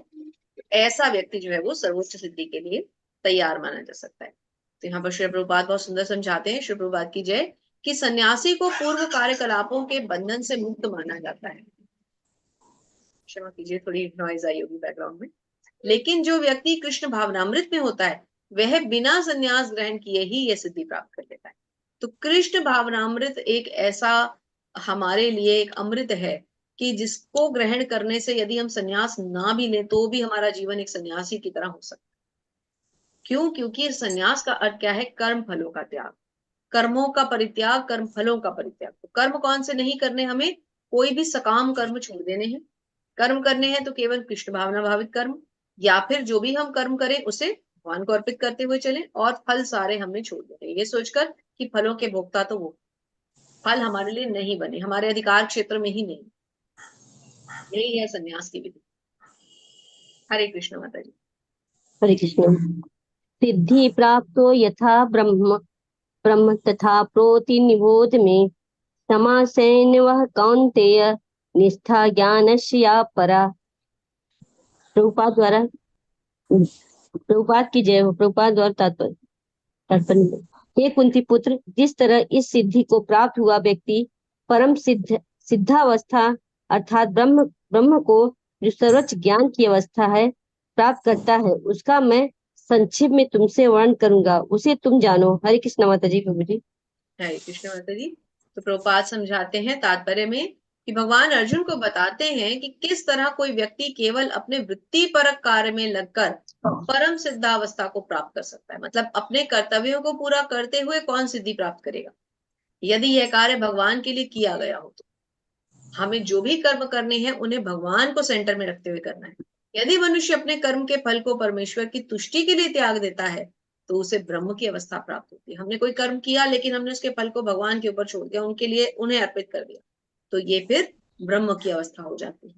यह आत्म साक्षात्कार की विधि है। ज्ञान की वास्तविक सिद्धि शुद्ध कृष्ण भावनामृत प्राप्त करने में, इसका वर्णन भगवान अगले श्लोकों में करते हैं। भगवान क्या कहते हैं कि मेरे लिए किए गए कर्म तुम्हें कर्मों के फलों से मुक्त बना देंगे, और कर्मों के फल यदि हम भगवान को त्याग देते हैं, भगवान को अर्पित कर देते हैं, तो हम स्वयं ही इस बंधन से मुक्त हो जाएं। तो माता जी मैं आपके लिए माता आगे के श्लोक पढ़ देती हूँ। हरे कृष्ण जी। माता जी माता जी वृत्ति कहिए। परक कार्य, सॉरी माता जी, वृत्ति परक कार्य क्या होते हैं माता जी? हाँ, हमारे कर्तव्य माता जी, जो हमारे अपने कर्तव्य हैं जिन्हें हमें पूर्ण करना ही है, हमारे कर्म कर्तव्य, कर्म वो आएगा। हमारे अपने कर्तव्य जो भगवान ने हमें शास्त्रों के अनुसार जो हमें कर्म करने हैं, कर्तव्य करने हैं, अपने कर्तव्य भी तो पूरे करने हैं ना, भौतिक जीवन के भी कर्तव्य होते हैं, तो उन्हें माता हमें जी इस जीवन में आए हैं तो कर्तव्य तो पूर्ण करने ही करने हैं। मैं आगे के श्लोक पढ़ देती हूँ माता जी आपके लिए। बुद्धया विशुद्धया युक्तो धृत्यात्मनं नियम्य च शब्दादि विंशयात्य सक्त्वा राग द्वेषो व्युदस्य च विविक्त सेवी लत्वाशी यक्त्वाक्याय मानसः ध्यान योग परो नित्यं वैराग्यं समुपाश्रितः अहंकारं बलं दर्पं कामं क्रोधं परिग्रहं विमुच्य निर्ममः शांतो ब्रह्म भूयाय कल्पते। हरे कृष्ण माता जी। जी अनुवाद पढ़ दीजिए अनिता माता जी। हाँ माता जी, हरे कृष्ण। हरे कृष्ण। अपनी बुद्धि से, प्रभुपाद की जय हो। प्रभुपाद द्वारा तात्पर्य, अपनी बुद्धि से शुद्ध होकर तथा धैर्य पूर्वक मन को वश में करते हुए इंद्र तृप्ति के विषयों का त्याग कर राग तथा द्वेष से मुक्त होकर जो व्यक्ति एकांत स्थान में वास करता है, जो थोड़ा खाता है, जो अपने शरीर मन तथा वाणी को वश में रखता है, जो सदैव समाधि में रहता है तथा पूर्णतया विरक्त, मिथ्या अहंकार, मिथ्या शक्ति, मिथ्या गर्व, काम, क्रोध तथा भौतिक वस्तुओं के संग्रह में मुक्त है, जो मिथ्या स्वामित्व की भावना से रहित तथा शांत है और निश्चय आत्म साक्षात्कार के पद को प्राप्त होता है। हरे कृष्ण माता जी। हरे कृष्ण माता जी। थैंक यू सो मच माता जी। तो यहाँ पर भगवान क्या समझा रहे हैं?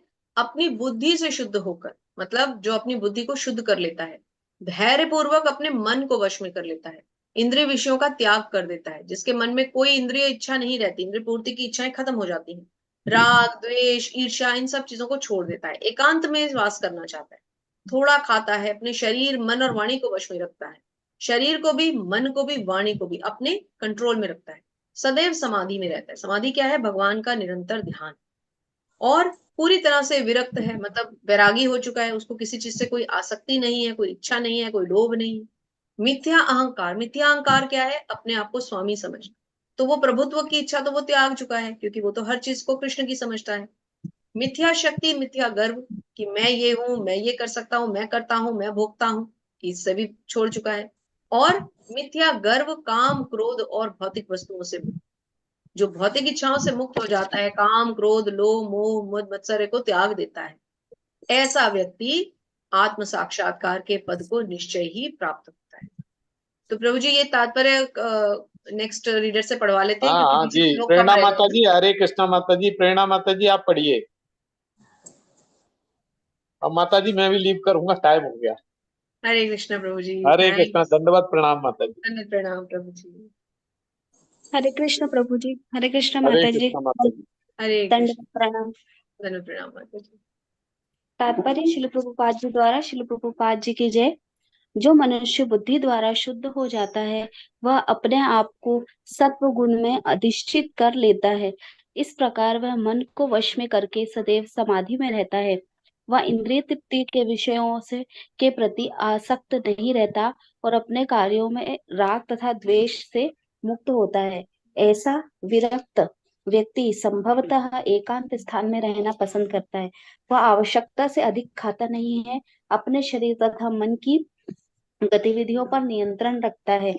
वह मिथ्या अहंकार से रहित होता है, क्योंकि वह अपने को शरीर नहीं समझता, ना ही वह अनेक भौतिक वस्तुएं स्वीकार करके शरीर को स्थूल तथा बलवान बनाने की इच्छा करता है।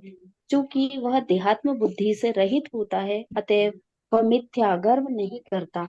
भगवत कृपा से उसे जितना कुछ प्राप्त हो जाता है, उसी से वह संतुष्ट रहता है और इंद्रिय तृप्ति ना होने पर कभी क्रुद्ध नहीं होता, ना ही वह इंद्रिय विषयों को प्राप्त करने के लिए प्रयास करता है। इस प्रकार जब वह मिथ्या अहंकार से पूर्णतः मुक्त हो जाता है, तो वह समस्त भौतिक वस्तुओं से विरक्त बन जाता है। यही ब्रह्म की आत्म साक्षात्कार अवस्था है। यह ब्रह्मभूत अवस्था कहलाती है। जब मनुष्य देहात्म बुद्धि से मुक्त हो जाता है, तो वह शांत हो जाता है और उसे उत्तेजित नहीं किया जा सकता। उसका वर्णन भगवत गीता में इस प्रकार हुआ है। आपूर्णयामाण मचल प्रतिष्ठम समुद्रमापः प्रविशन्ति यद्वत् तद्वत् कामा यं प्रविशन्ति सर्वे सा शान्तिमाप्नोति न कामकामी। जो मनुष्य इच्छाओं के अनवरत प्रवाह से विचलित नहीं होता, जिस प्रकार नदियों के जल के निरंतर प्रवेश करते रहने और सदा बहते रहने पर भी समुद्र शांत रहता है, उसी तरह केवल वही शांति प्राप्त कर सकता है जो ऐसी इच्छाओं की तुष्टि के लिए निरंतर उद्योग करता रहता है। हरे कृष्ण माता जी। हरे कृष्ण। बहुत इंपॉर्टेंट था, प्रभुपाद ने इस तात्पर्य में सारी चीजें समझा दी है कि कौन व्यक्ति सिद्धि को प्राप्त कर सकता है, कौन भगवत प्राप्ति कर सकता है, कौन भव बंधन से मुक्त हो सकता है, सारे गुण प्रभुपाद ने समझा दिए हैं।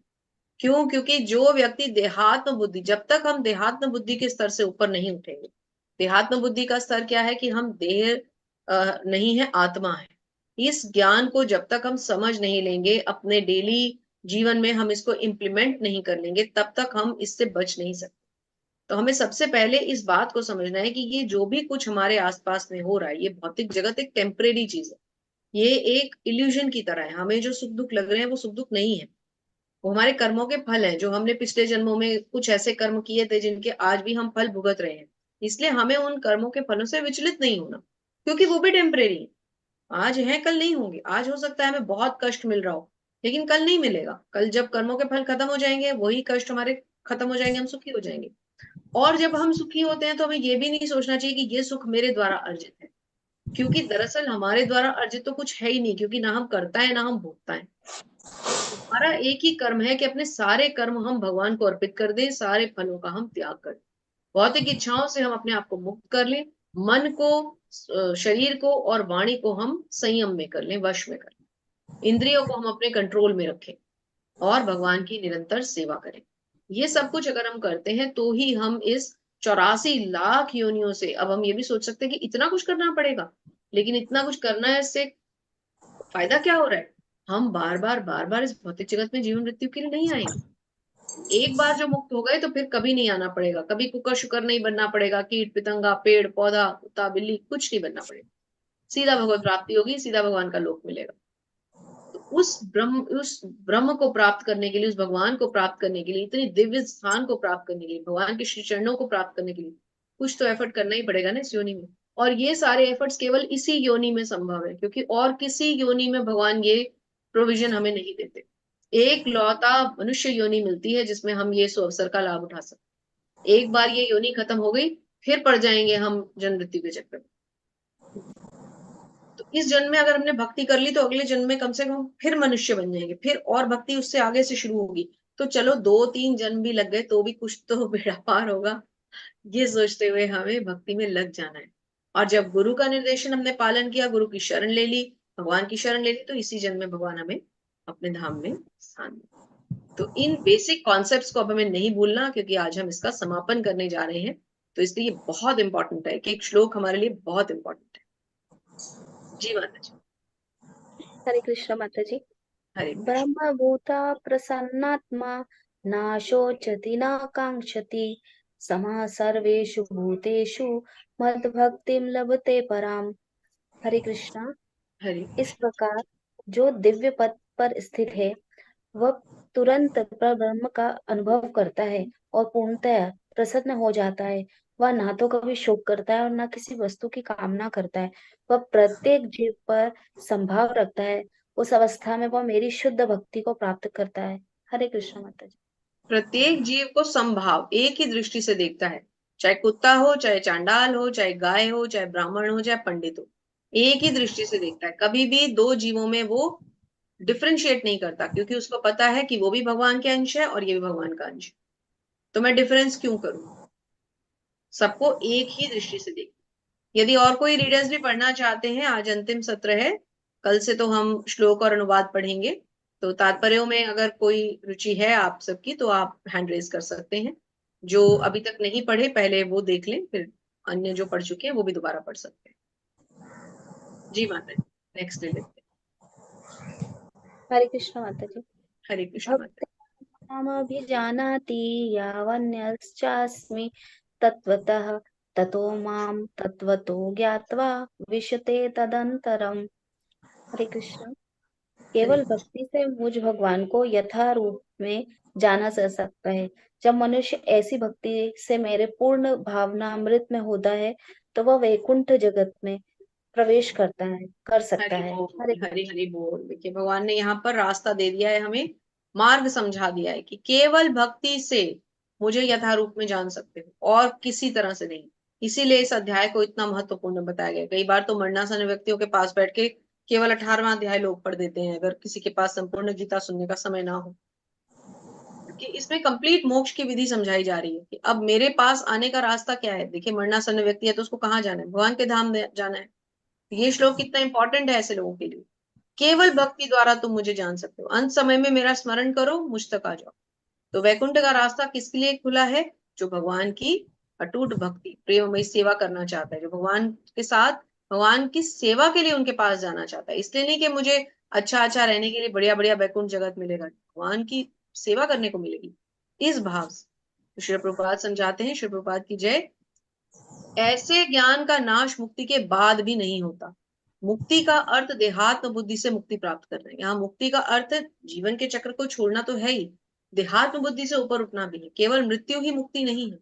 मुक्ति है देहात्म बुद्धि से ऊपर उठना, कि मैं शरीर नहीं आत्मा हूं। आध्यात्मिक जीवन में वैसा ही अंतर, वही व्यक्तित्व स्वरूप बना रहता है, लेकिन शुद्ध कृष्ण भावनामृत में विशक्ते शब्द का अर्थ है मुझ में प्रवेश करना। भगवान क्या कह रहे हैं कि मुझ में प्रवेश हो जाओगे, मेरे धाम आ जाओगे, मेरे साथ रहो। तो भक्त इसलिए नहीं भगवान के धाम जाना चाहता कि वो धाम बहुत सुंदर है, वहां तो लाइट की जगह भगवान के शरीर की कांति है, भगवान को देखने को मिलेगा। नहीं, वो सेवा करना चाहता। तो भक्त अपनी शुद्ध भक्ति के कारण परमेश्वर के दिव्य गुणों को और ऐश्वर्यों को यथार्थ रूप में जान सकता है। जैसा कि गारमेंट में बताया भी जा चुका है, केवल भक्ति द्वारा इसे समझा जा सकता है। यहाँ इसकी पुष्टि भी हुई है। मनुष्य भक्ति द्वारा ही भगवान को समझ सकता है और उनके धाम में प्रवेश कर सकता है। बिना भक्ति के कोई भी भगवान के धाम तक नहीं जा सकता। हर जीव भगवान का अंश है। भगवान क्या बता रहे हैं? प्रभुपाद लिखते हैं, प्रत्येक जीव परमेश्वर का अंश है, अतएव उसकी स्वाभाविक स्थिति सेवा करने की है। मुक्ति के बाद भी यह सेवा की जा सकती है। कहाँ? भगवान के धाम में जाकर। इस जीवन में तो भगवान की सेवा करें ही, जीवन के बाद भी हम भगवान की सेवा कर सकते हैं, क्योंकि यदि हमें भगवत धाम प्राप्त हो गया तो वहां जाकर के भी हम भगवान की सेवा कर पाएंगे। हरे कृष्णा। थैंक यू माता जी। हरे कृष्णा। एक बार सभी हरे रीडर्स पढ़ लें, उसके बाद कृष्ण। आप लोग चाहें तो दोबारा भी पढ़ सकते हैं। हरे कृष्णा। हरे कृष्णा मधु माता जी। हरे कृष्णा दीदी, दंडवत प्रणाम। हरे कृष्ण माता जी, दंडवत प्रणाम। 56वां श्लोक। जी, 56वां श्लोक। हरे कृष्णा। हरे कृष्ण। सर्वकर्माण्यापि सदा कुर्वाणो मदभेपाश्रय मत प्रसादादापापोनोति शाश्वतम पदमय वयम। अनुवाद।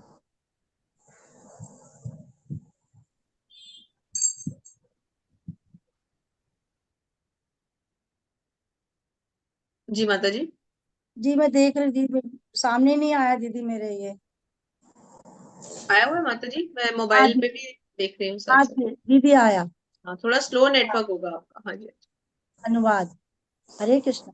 मेरा हरे शुद्ध भक्त मेरे संरक्षण में समस्त प्रकाश के कार्यों में संलग्न रहकर भी मेरी कृपा से नित्य तथा अविनाशी धाम को प्राप्त होता है। धन्यवाद। हरे कृष्णा। हरे कृष्ण। भगवान कहते हैं कि जो मेरा शुद्ध भक्त होता है वो समस्त प्रकार के कार्यों में संलग्न रहकर भी, चाहे वो अपने सारे कर्म करता रहे, अपने सारे कर्तव्य पूरा करता रहे, लेकिन तब भी वो मेरे नित्य और अविनाशी धाम को प्राप्त करे। माता जी इसका तात्पर्य पढ़ते हैं। हरे कृष्णा। श्री प्रभुपाद की जय। तात्पर्य। श्री प्रभुपाद जी की जय। श्री प्रभुपाद जी द्वारा तात्पर्य। मद मदव्यपाश्रय शब्द का अर्थ है परमेश्वर के संरक्षण में भौतिक कलमश से रहित होने के लिए शुद्ध भक्त परमेश्वर या उनके प्रतिनिधि स्वरूप गुरु के निर्देशन में कर्म करता है। उसके लिए समय की कोई सीमा नहीं है। वो सदा 24 घंटे 100% परमेश्वर के निर्देशन में कार्यों में संलग्न रहता है। ऐसे भक्त पर जो कृष्ण भावना अमृत में रत रहता है, भगवान अत्यधिक दयालु होते हैं। यह समस्त कठिनाइयों के बावजूद अंतर्बोधपा दिव्य धाम या कृष्ण लोक को प्राप्त करता है। वहां उसका प्रवेश सुनिश्चित रहता है, इसमें कोई संशय नहीं है। उस परम धाम में कोई परिवर्तन नहीं होता। वहां प्रत्येक वस्तु शाश्वत, अविनश्वर तथा ज्ञान में होती है। हरे कृष्णा। हरि बोल। हरि बोल। हरे कृष्ण।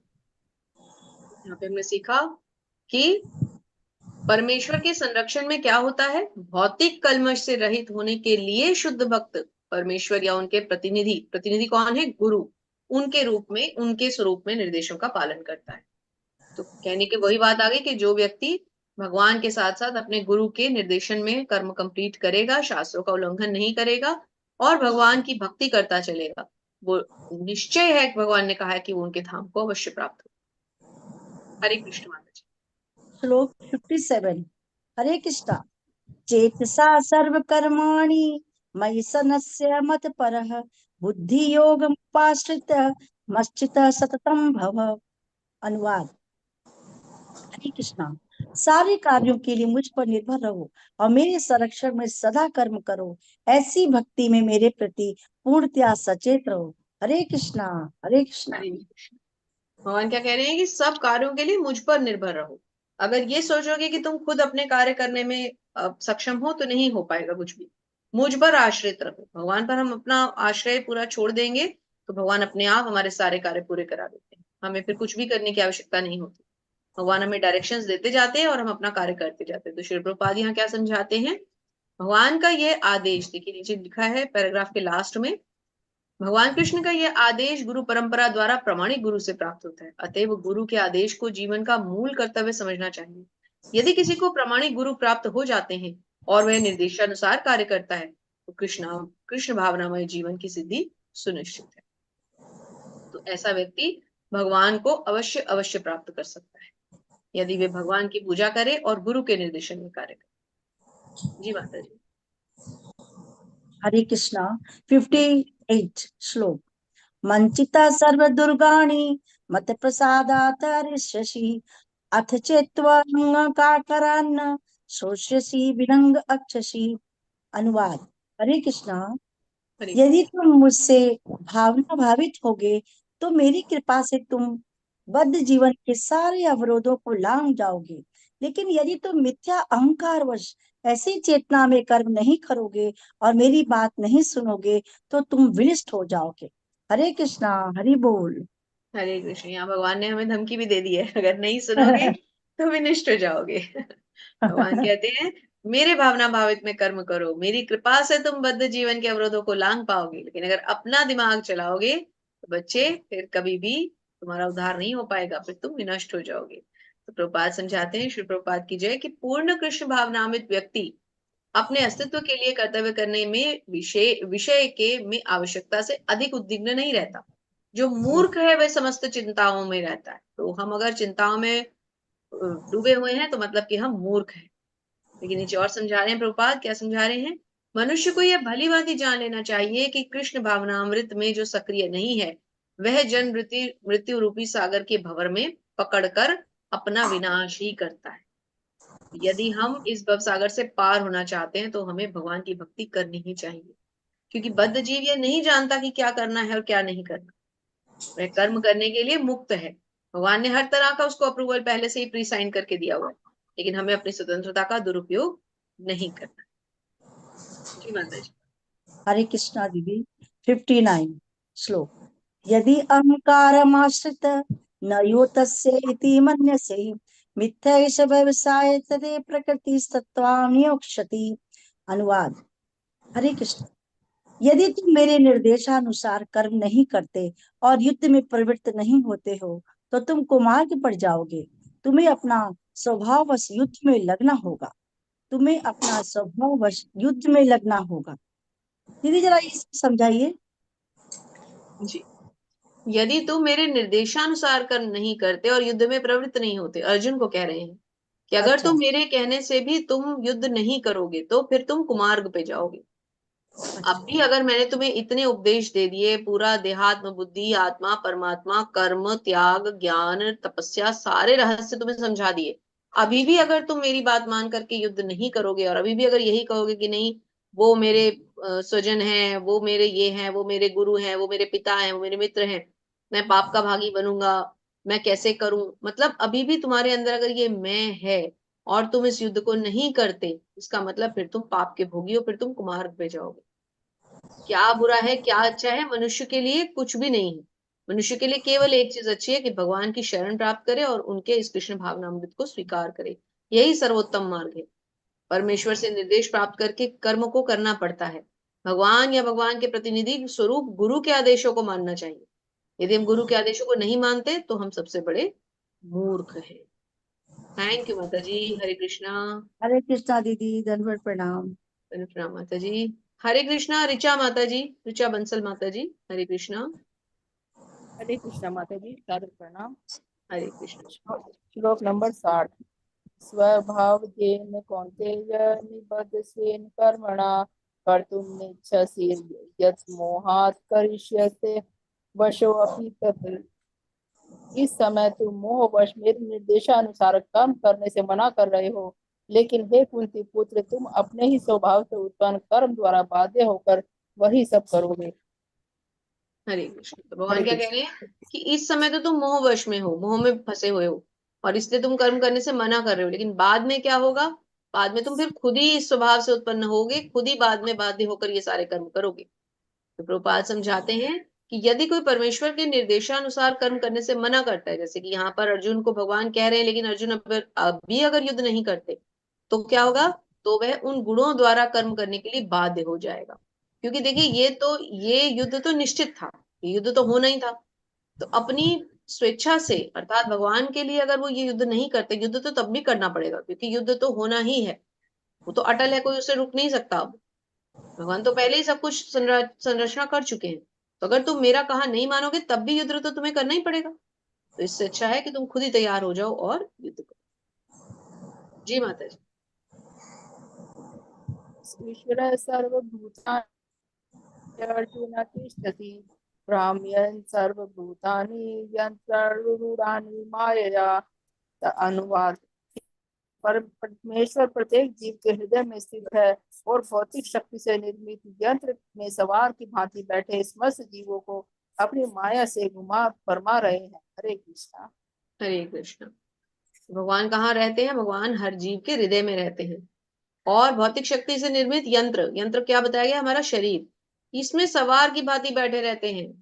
भगवान इस यंत्र यानी हमारे शरीर में ही तो रहते हैं। जीव, हमारे प्रत्येक व्यक्ति के, प्रत्येक जीव के हृदय में रहते हैं। तो ये यंत्र क्या है? हमारा शरीर है, और इसमें बैठकर वो जीव को अपनी माया शक्ति से घुमाते रहते हैं। यहाँ प्रभुपाद समझाते हैं, श्री प्रभुपाद की जय, कि अर्जुन परम ज्ञाता न था, और लड़ने या न लड़ने का उसके निर्णय उसके क्षुद्र विवेक तक सीमित था। भगवान कृष्ण ने उपदेश दिया कि जीवात्मा यानी व्यक्ति ही सर्वे सर्वा नहीं है। भगवान या स्वयं कृष्ण अंतर्यामी परमात्मा रूप में हृदय में स्थित होकर जीव को निर्देश देते हैं। तो अपने आप से अर्जुन कुछ नहीं कर सकते थे, क्योंकि भगवान उनसे, अभी तो देखिए भगवान अंदर से भी उनको आदेश दे रहे हैं परमात्मा रूप में, और बाहर भी सामने समक्ष खड़े हैं, उनके प्रत्यक्ष खड़े हैं। लेकिन भौतिक जीवन में हमारे साथ तो भगवान ऐसा नहीं करते ना, वो सामने तो नहीं करे।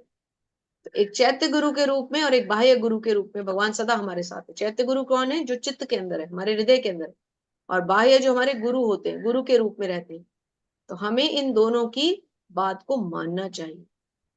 ये क्या लिखा है? प्रभुपाद कहते हैं, इस प्रकार परमात्मा के आदेश से भौतिक प्रकृति एक विशेष प्रकार के जीव के लिए विशेष प्रकार का शरीर निर्माण करती है, जिससे वह अपनी पूर्व इच्छाओं के अनुसार कर्म कर सके। जीव स्वतंत्र नहीं होता। मनुष्य को यह नहीं सोचना चाहिए कि वह भगवान से स्वतंत्र है। जीव है, उसके बारे में बताया जा रहा है, उसका कर्तव्य क्या है कि वह शरणागत हो, और यही अगले श्लोक का आदेश भी। आप पढ़ते हैं भगवान क्या आदेश दे रहे हैं। जी माता जी। हरे कृष्णा। तमेव शरणं गच्छ सर्वभावेन भारत तत्प्रसादात् परां शांति स्थानं प्राप्यसि शाश्वतम्। हे भारत, सब प्रकार से उसी की शरण में जाओ, उसी कृपा से तुम परम शांति को तथा परम नित्य धाम को प्राप्त कर सकोगे। हरे कृष्णा। हरे कृष्ण। भगवान कह रहे हैं किसकी शरण में जाओ? उसी की शरण में, मतलब भगवान की शरण में, स्वयं अपने ही शरण में आने के लिए कह रहे हैं। तो प्रत्येक हृदय को, जीव को चाहिए कि हृदय में बैठे भगवान की शरण में। श्री प्रभुपाद क्या समझाते हैं कि इससे क्या होगा? संसार के समस्त प्रकार के दुखों से मनुष्य को छुटकारा मिल जाएगा। ऐसी शरण पाने से मनुष्य न केवल इस जन्म से बल्कि अगले भी जन्मों से छुट्टी प्राप्त कर लेगा। कितना सुंदर बताया जा रहा है। इसीलिए इस भगवत गीता के अध्याय को अंत समय में जरूर पढ़ा और सुना जाता है। भगवत गीता के 15वें अध्याय में कहा गया है, सर्वस्य चाहम हृदि सन्निविष्ट, अर्थात भगवान प्रत्येक जीव के हृदय में स्थित है। इस कथन की मनुष्य अंतः स्थित परमात्मा की शरण ले का अर्थ है कि भगवान कृष्ण की शरण पहले ही ले ले। क्या जरूरत है कि जब भगवान हमें इतना बड़ा उपदेश दे रहे हैं, भगवत गीता के माध्यम से हम सब कुछ सुन पा रहे हैं, तब भी हम अगर भगवान की शरण नहीं ले रहे, तब भी अगर हम अपनी अपनी प्रभुत्वता जताने की कोशिश कर रहे हैं, तो फिर तो मतलब हम अपने लिए खुद ही 84 लाख का ऑप्ट कर रहे हैं ना। भगवान तो हमें रास्ता दे रहे हैं कि अब तुम इससे छोड़ के निकल सकते हो, मगर हम ही नहीं निकल रहे। जी माता जी। हरे कृष्णा। हरे इति ते ज्ञानम् आख्यातं भूयात् भूयतरं मया विमृश्य एतत् अशेषेण यथा इच्छसि तथा कुरु।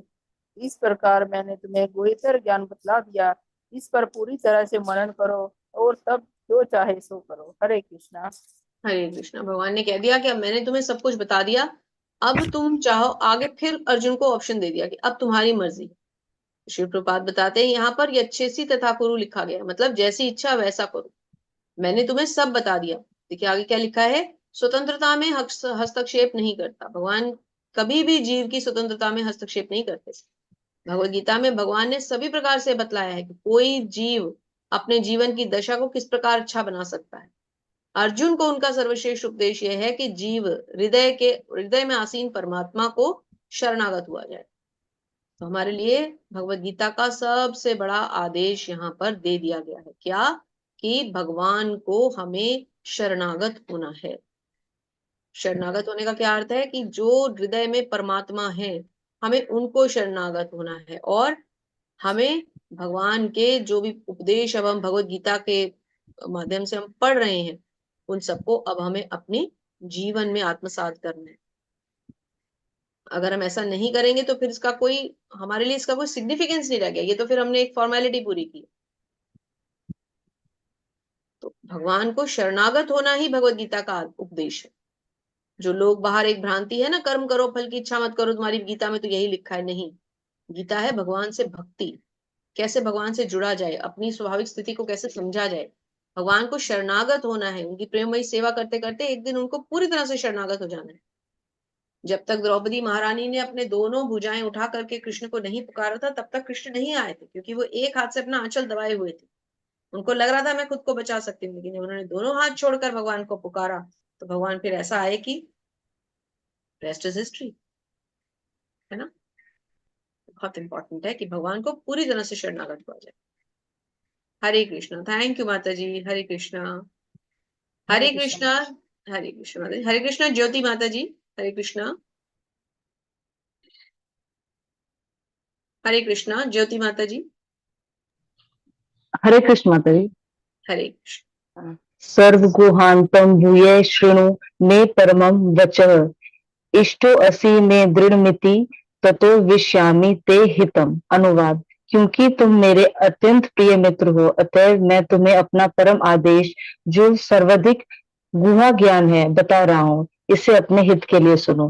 हरे कृष्ण। अब भगवान वो गुह या गुहितम ज्ञान बल्कि देने जा रहे हैं, जो मनुष्य के लिए बहुत ज्यादा इंपॉर्टेंट है, जो भगवान का सचमुच अत्यंत प्रिय है। भगवान का शुद्ध भक्त है, वह समझ लेता है कि सारे वैदिक साहित्य में यह सर्वाधिक महत्वपूर्ण आदेश। इस प्रसंग में भगवान जो कुछ भी कहेंगे वह ज्ञान का सर्वाधिक महत्वपूर्ण अंश है, और इसका पालन न केवल अर्जुन द्वारा अपितु समस्त जीवों द्वारा होना चाहिए। ये गुरु का आदेश है, श्री प्रभुपाद का आदेश है। तो भगवत गीता का सबसे इंपॉर्टेंट श्लोक, भगवत गीता का सार, जो भगवान ने 2 बार कहा, एक 9.34 9वां अध्याय 34वां श्लोक, और दूसरी बार कब रिपीट किया, 18वें अध्याय में 65वां श्लोक। माता जी आपका सौभाग्य है, पढ़िए। जी माता जी, तात्पर्य श्रील प्रभुपाद जी की जय। तात्पर्य पहले अर्जुन श्लोक को पढ़ेंगे माता जी, पहले श्लोक पढ़ेंगे 65वां। जी माता जी। मन मना भव मृदोतो मघाजी माँ मनस्कुरु मामे विश्यसि सत्यम ते प्रति जाने प्रियो असी में। अनुवाद, सदैव मेरा चिंतन करो, मेरे भक्त बनो, मेरी पूजा करो और मुझे नमस्कार करो, इस प्रकार तुम निश्चित रूप से मेरे पास आओगे। मैं तुम्हें वचन देता हूँ, क्योंकि तुम मेरे परम प्रिय मित्र हो। हरे कृष्ण माता जी। हरि बोल। कितना सौभाग्य है कि हम उन श्लोकों को पढ़ पा रहे हैं, समझ पा रहे हैं, जो भगवान ने अर्जुन को कहे। मन मना भव मद भक्तो मद्याजी माम नमस्कुरु मामे वैश्यसी सत्यम ते प्रदिचाने प्रियो असी में। सदैव मेरा चिंतन करो, मेरे भक्त बनो, मेरी पूजा करो, मुझे नमस्कार करो, इस प्रकार तुम निश्चित रूप से मेरे पास आओगे। मैं तुम्हें वचन देता हूँ, क्योंकि तुम मेरे परम मित्र हो। भगवान अर्जुन को यहाँ वचन दे रहे हैं, तो बताइए भगवान जैसे वचन दे रहे हैं, इस तात्पर्य को तो हमें अवश्य पढ़ना चाहिए। श्री प्रभुपाद की जय। माता जी ये जी माता, श्रील प्रभुपाद जी की जय। तात्पर्य, ज्ञान का गुणतम अंश है कि मनुष्य कृष्ण का शुद्ध भक्त बने, सदैव उन्हीं का चिंतन करे और उन्हीं के लिए कर्म करे। व्यवसायिक ध्यानी बनना ठीक नहीं। जीवन को इस प्रकार ढालना चाहिए कि कृष्ण का चिंतन करने का सदा अवसर प्राप्त हो। मनुष्य इस प्रकार कर्म करे कि उसके सारे नित्य कर्म कृष्ण के लिए हों। वह अपने जीवन को इस प्रकार व्यवस्थित करे कि 24 घंटे कृष्ण का ही चिंतन करता रहे, और भगवान की यह प्रतिज्ञा है कि जो इस प्रकार कृष्ण भाव में होकर वह निश्चित रूप से कृष्ण धाम को जाएगा, जहाँ वह साक्षात कृष्ण के सानिध्य में रहेगा। यह गुहात्म ज्ञान अर्जुन को इसलिए बताया गया क्योंकि वह कृष्ण का प्रिय मित्र सखा है। जो कोई भी अर्जुन के पथ का अनुसरण करता है, वह कृष्ण का प्रिय सखा बनकर अर्जुन जैसी सिद्धि प्राप्त कर सकता है। हरे ये कृष्ण। हरे कृष्ण। यहाँ पर भगवान ने गुह्यतम ज्ञान दिया है। गुह्यतम ज्ञान क्या है? कि मनुष्य सदा भगवान का शुद्ध भक्त बने, हमेशा उनका चिंतन करे, हर कर्म में केवल और केवल कृष्ण का चिंतन करना है, क्योंकि केवल कृष्ण मेरे हैं और कोई मेरा नहीं है। इस जीवन में, इस देहात्म बुद्धि के स्तर पे हम जिन सदस्यों को, जिन संबंधों को अपना समझते हैं, वो हमारे नहीं है, वो टेम्परेरी है। इस जन्म में हो सकता है कुछ क्षण हम उनके साथ सुख के बिता लें, पर वो टेम्परेरी सुख है। एक सुख जो हमारे साथ, हमारे पूर्व पहले जन्म से जुड़ा हुआ है, वो केवल एक मेरे है, और वो है कृष्ण। क्योंकि मेरे और उनके पता नहीं कितने जन्म हो चुके, जो मुझे तो कुछ स्मरण नहीं है, पर उन्हें सारे स्मरण है। तो हमें अर्जुन की तरह सोचना चाहिए।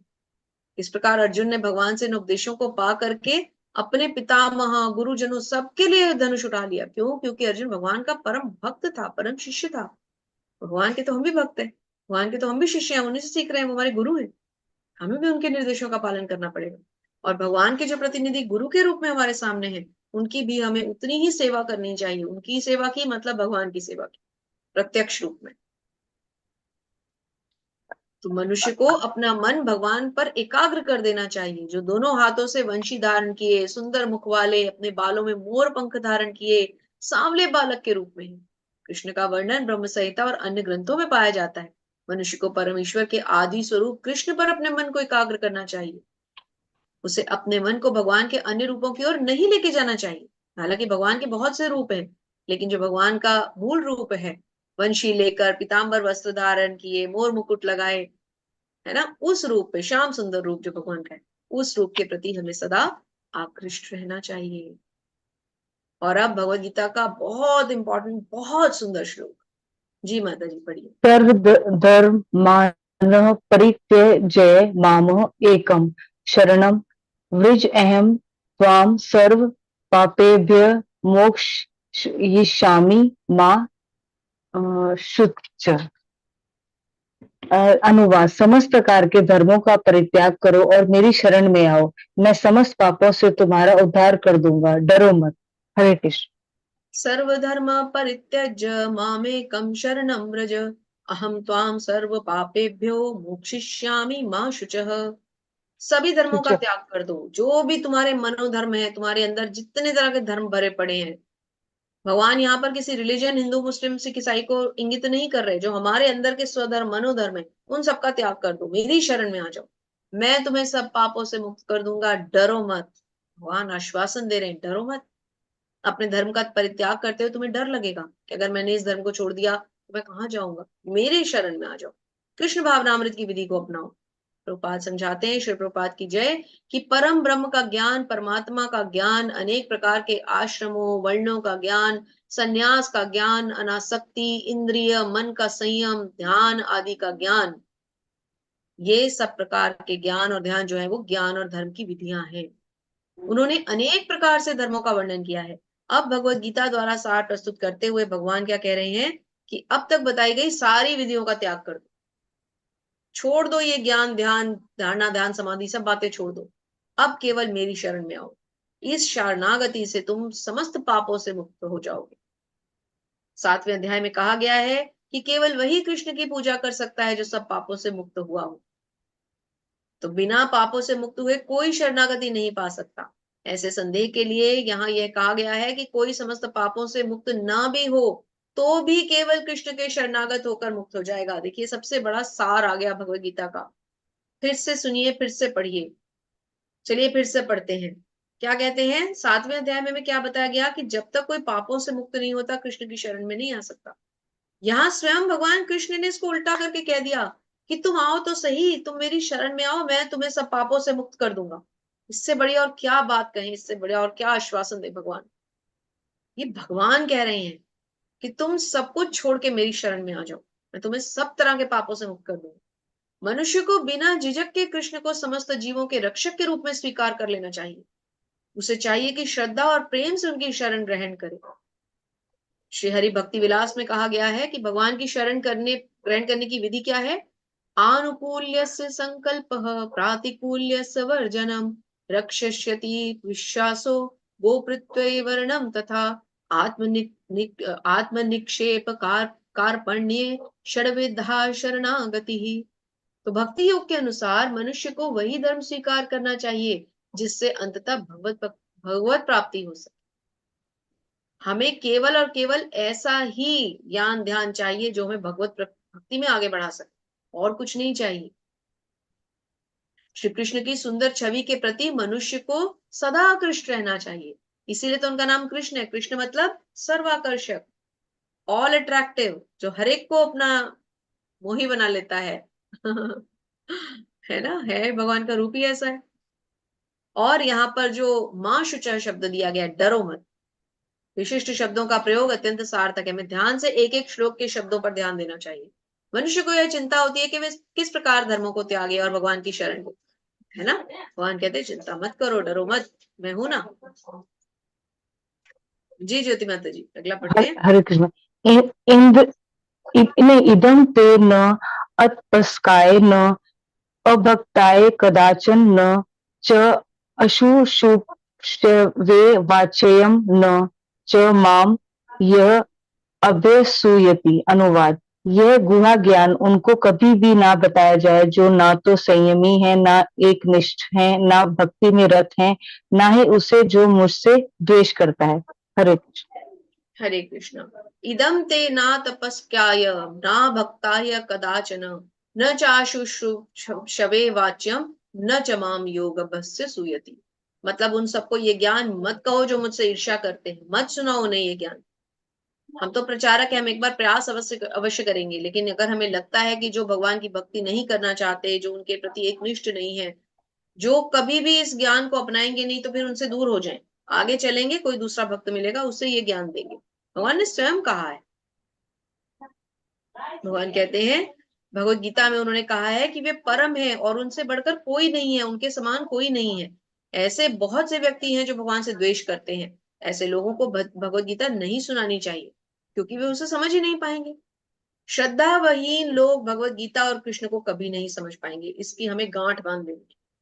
जिसमें भगवान के प्रति श्रद्धा नहीं है उसको हमें ये ज्ञान नहीं सुनाना। हरे कृष्ण माता जी।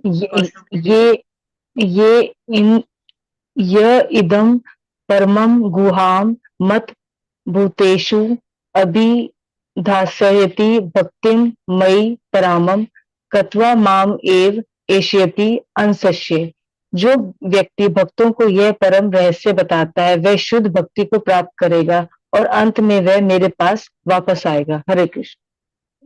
य इदम परम गुह्यम मद भक्तेश्य विधास्यति भक्ति मयि पराम कृत्वा मामेव एष्यत्य संशय। भगवान क्या कह रहे हैं कि जो भक्तों को यह रहस्य बताएगा, उनको नहीं जो सुनना नहीं चाहते या जो भगवान से ईर्ष्या करते हैं, उनको जो भक्त है वो शुद्ध भक्ति को प्राप्त करेगा। तो शुद्ध भक्त कौन हुए? श्री प्रभुपाद, क्योंकि उन्होंने हम जैसे नौसिखियों को ये ज्ञान दिया है और वो अंत में मेरे धाम जरूर आए। तो हमें यहाँ श्री प्रभुपाद के लिए भी गारंटी है कि भगवान के ही धाम में होंगे। तो प्रभुपाद लिखते हैं, श्री प्रभुपाद की जय, कि सामान्यतः यह उपदेश दिया जाता है कि केवल भक्तों के बीच में भगवत गीता की विवेचना की जाए, क्योंकि जो लोग भक्त नहीं है वो कृष्ण को कभी नहीं समझेंगे। न ही भगवत गीता को जो लोग कृष्ण और भगवत गीता को यथा रूप में स्वीकार नहीं करते, मनमाने ढंग से समझते हैं, उनके सामने तो कभी नहीं दोहराना चाहिए। थैंक यू माता जी। हरे कृष्ण। हरे कृष्ण। हरे कृष्णा। सुधीर प्रभु जी, आप सबसे अनुरोध है कि अब अंतिम 8 श्लोक रह गए हैं, बहुत इंपॉर्टेंट। आज हम इसका समापन करेंगे और कल से हम भगवत गीता पढ़ेंगे श्लोक उच्चारण करेंगे, अनुवाद पढ़ेंगे, तो अगले 3 दिन हम भगवत गीता को एक बार और रिपीट करने जा रहे हैं। तो इसलिए आज हम सब इसको समाप्त करें और कोई भी इसको बीच में ना छोड़े। भगवान की वाणी चल रही है, इससे ज्यादा इंपॉर्टेंट मुझे नहीं लगता कि हमारे जीवन में कुछ और होगा। हरे हरे कृष्ण प्रभु। कृष्णा। 69 श्लोक भगवद गीता 18वां अध्याय। न च तस्मान् मेनुष्येषु कश्चिज्जन्म प्रियकृतमा भविता न च मे तस्मादन्य प्रियतरो भुवि। इस संसार में उसकी अपेक्षा अन्य कोई सेवक न तो मुझे अधिक प्रिय है और न कभी होगा। ये भगवान हरि का बोल। ऐसा व्यक्ति जो भगवत भक्तों के बीच में इस ज्ञान को प्रसारित कर रहा है, प्रचार कर रहा है, उससे प्रिय भगवान कहते हैं मुझे कभी कोई नहीं हो सकता। हरि बोल। जी प्रभु जी। 70 श्लोक। अध्येयस्य ते च इमं धर्मयं संवादमावयो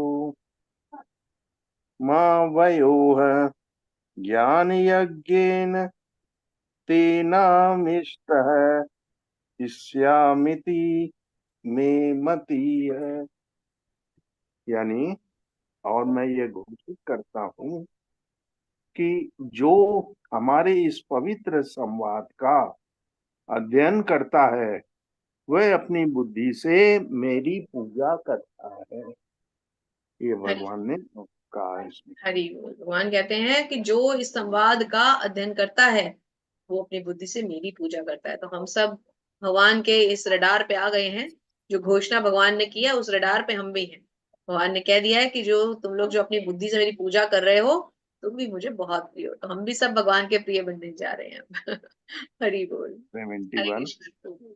श्रद्धावान न सूयस्य शृणुयादपि यो नरः सोऽपि मुक्तः शुभालोकान् प्राप्नुयात् पुण्य कर्माणाम। इसका आशय है और जो श्रद्धा समेत तथा द्वेष रहित होकर इसे सुनता है वह सारे पापों से मुक्त हो जाता है और उन शुभ लोकों को प्राप्त होता है जहाँ पुण्यात्माएं निवास करती हैं। हरे कृष्ण। हरे कृष्ण। तो भगवान कितना सुंदर बता रहे हैं कि जो श्रद्धा और द्वेष श्रद्धा के साथ द्वेष को छोड़कर इस सब को सुनता है वो सब प्रकार के पापों से मुक्त हो जाता है और ऐसे लोक में जाता है जहाँ पुण्यात्माएं वास करती हैं। तो मीना राय माता जी आपने बहुत लेट हैंड रेस किया पर कोई बात नहीं। जब हम गंगा तट पर जाते हैं तो चाहे हम पूर्ण स्नान कभी कभी नहीं कर पाते ना तो हम थोड़ा सा छींट भर अपने ऊपर डाल लेते तो वही गंगा स्नान होता है। तो कोई बात नहीं, आज बहुत ज्यादा श्लोक तो नहीं मिल पाएंगे पर कोई बात नहीं। लेट आए पर आपने हैंड रेस किया तो आप अवश्य पढ़िए। तात्पर्य पढ़िए माता जी। हरे कृष्णा। मीना राय माता जी अनम्यूट करें माता जी। हाँ जी। जी हाँ। हरे कृष्णा। हरे प्रभुपाद जी की जय। प्रभुपाद जी के द्वारा तात्पर्य। इस अध्याय के 67वें श्लोक में भगवान ने स्पष्ट मना किया है कि जो लोग उनसे द्वेष रखते हैं उन्हें गीता न सुनाई जाए। भगवत गीता केवल भक्तों के लिए है, लेकिन ऐसा होता है कि कभी कभी भगवत भक्त आम कक्षा में प्रवचन करता है और उस कक्षा में सारे छात्रों के भक्त होने की अपेक्षा नहीं की जाती। तो फिर ऐसे लोग खुली कक्षा क्यों चलाते हैं? यहाँ ये बताया गया है कि प्रत्येक व्यक्ति भक्त नहीं होता, फिर भी बहुत से लोग ऐसे हैं जो कृष्ण से द्वेष नहीं रखते। उन्हें कृष्ण पर परमेश्वर रूप में श्रद्धा रहती है। यदि ऐसे लोग भगवान के बारे में किसी प्रामाणिक भक्त से सुनते हैं तो वे अपने सभी पापों से तुरंत मुक्त हो जाते हैं और ऐसे लोग को प्राप्त होते हैं जहाँ पूर्ण आत्माएं वास करते हैं। अतएव भगवद गीता के श्रवण मात्र से ऐसे व्यक्ति को भी पूर्ण कर्मों का फल प्राप्त हो जाता है जो अपने को शुद्ध भक्त बनाने का प्रयत्न नहीं करता। इस प्रकार भगवत भक्त हर एक व्यक्ति के लिए अवसर प्रदान करता है कि वह समस्त पापों से मुक्त होकर भगवान का भक्त बने। हरे कृष्णा। माता जी पूरा पढ़ लूं? नहीं माता जी, इसको यहाँ रोकते हैं। तो इसीलिए हमारे जो पुराने लोग होते थे वो कहते थे कि मरणासन व्यक्ति के आसपास भगवत गीता का श्रवण ही अगर वो कर ले तो भी उसको मुक्ति प्राप्त हो जाएगी, क्योंकि बिल्कुल साफ लिखा है कि यदि ऐसे लोग भगवान के बारे में किसी प्रामाणिक भक्त से सुनते भी हैं तो भी वो अपने सभी पापों से मुक्त हो जाते हैं, और ऐसे लोग को प्राप्त होते हैं जहाँ शुद्ध आत्माएं, पवित्र मुक्त आत्माएं। तो माता जी एक श्लोक आप ले लीजिए, आप श्लोक पढ़ पाएंगी? जी जी माता जी, कोशिश। हरे कृष्णा। हरे कच्चित कञ्चित् एतत् श्रुतं पार्थ त्वया एक अग्रणी चेतसा किंचित अज्ञान समूह प्रनष्ट ते धनंजय। हरे कृष्णा। हे प्रथापुत्र, हे धनंजय, क्या तुमने इस शास्त्र को एकाग्र चित्त होकर सुना, और क्या अब तुम्हारा अज्ञान तथा मोह दूर हो गया है? हरे कृष्णा। भगवान कितना सुंदर पूछ रहे हैं ना कि अब मैंने तुम्हें सब कुछ बता दिया, क्या अब तुम्हारा मोह दूर हुआ है? भगवान उनसे फिर किसी अंश विशेष या पूरी भगवत गीता को बताने को तैयार है। मतलब भगवान कह रहे हैं कि हुआ संशय दूर या फिर से सुनाओ। वस्तुतः जो भी व्यक्ति भगवान कृष्ण जैसे प्रामाणिक गुरु से या उनके प्रतिनिधि जैसे कि श्री प्रभुपाद से भगवत गीता को सुनता है उसका सारा ज्ञान दूर हो जाता है। भगवत गीता कोई सामान्य ग्रंथ नहीं है जिसे किसी कवि या उपन्यासकार ने लिखा हो, इसे साक्षात साक्षात भगवान ने कहा है। जो भाग्यशाली व्यक्ति इन उपदेशों से भगवान की कृपा, भगवान कृष्ण से या उनके किसी प्रामाणिक आध्यात्मिक प्रतिनिधि से सुनता है वह अवश्य ही मुक्त पुरुष बनकर ज्ञान के अंधकार को पार करता है। तो बहुत सुंदर है। तो अब हम भी एक प्रयास करते हैं कि अब जितने भी हमारे रीडर्स जिन्होंने हैंड रेज किए हुए हैं, चाहे एक एक लाइन सब लोग एक एक बार फिर पढ़ लें, क्योंकि ये ज्ञान गंगा में फिर कब दोबारा डुबकी लगाने को मिले पता नहीं। तो चलिए एक एक श्लोक, अनुवाद, तात्पर्य अलग अलग करते जाते हैं ताकि सबको एक एक बूंद और इस अमृत की हम सब पी लेते हैं, है ना? तो आप सब अनम्यूट पे लिए रेडी रहें, जल्दी जल्दी पढ़ेंगे, समय काफी हो रहा है, मगर आज इस वाणी को खत्म करेंगे, भगवान के ग्रंथ को आज पूर्णाहुति देंगे।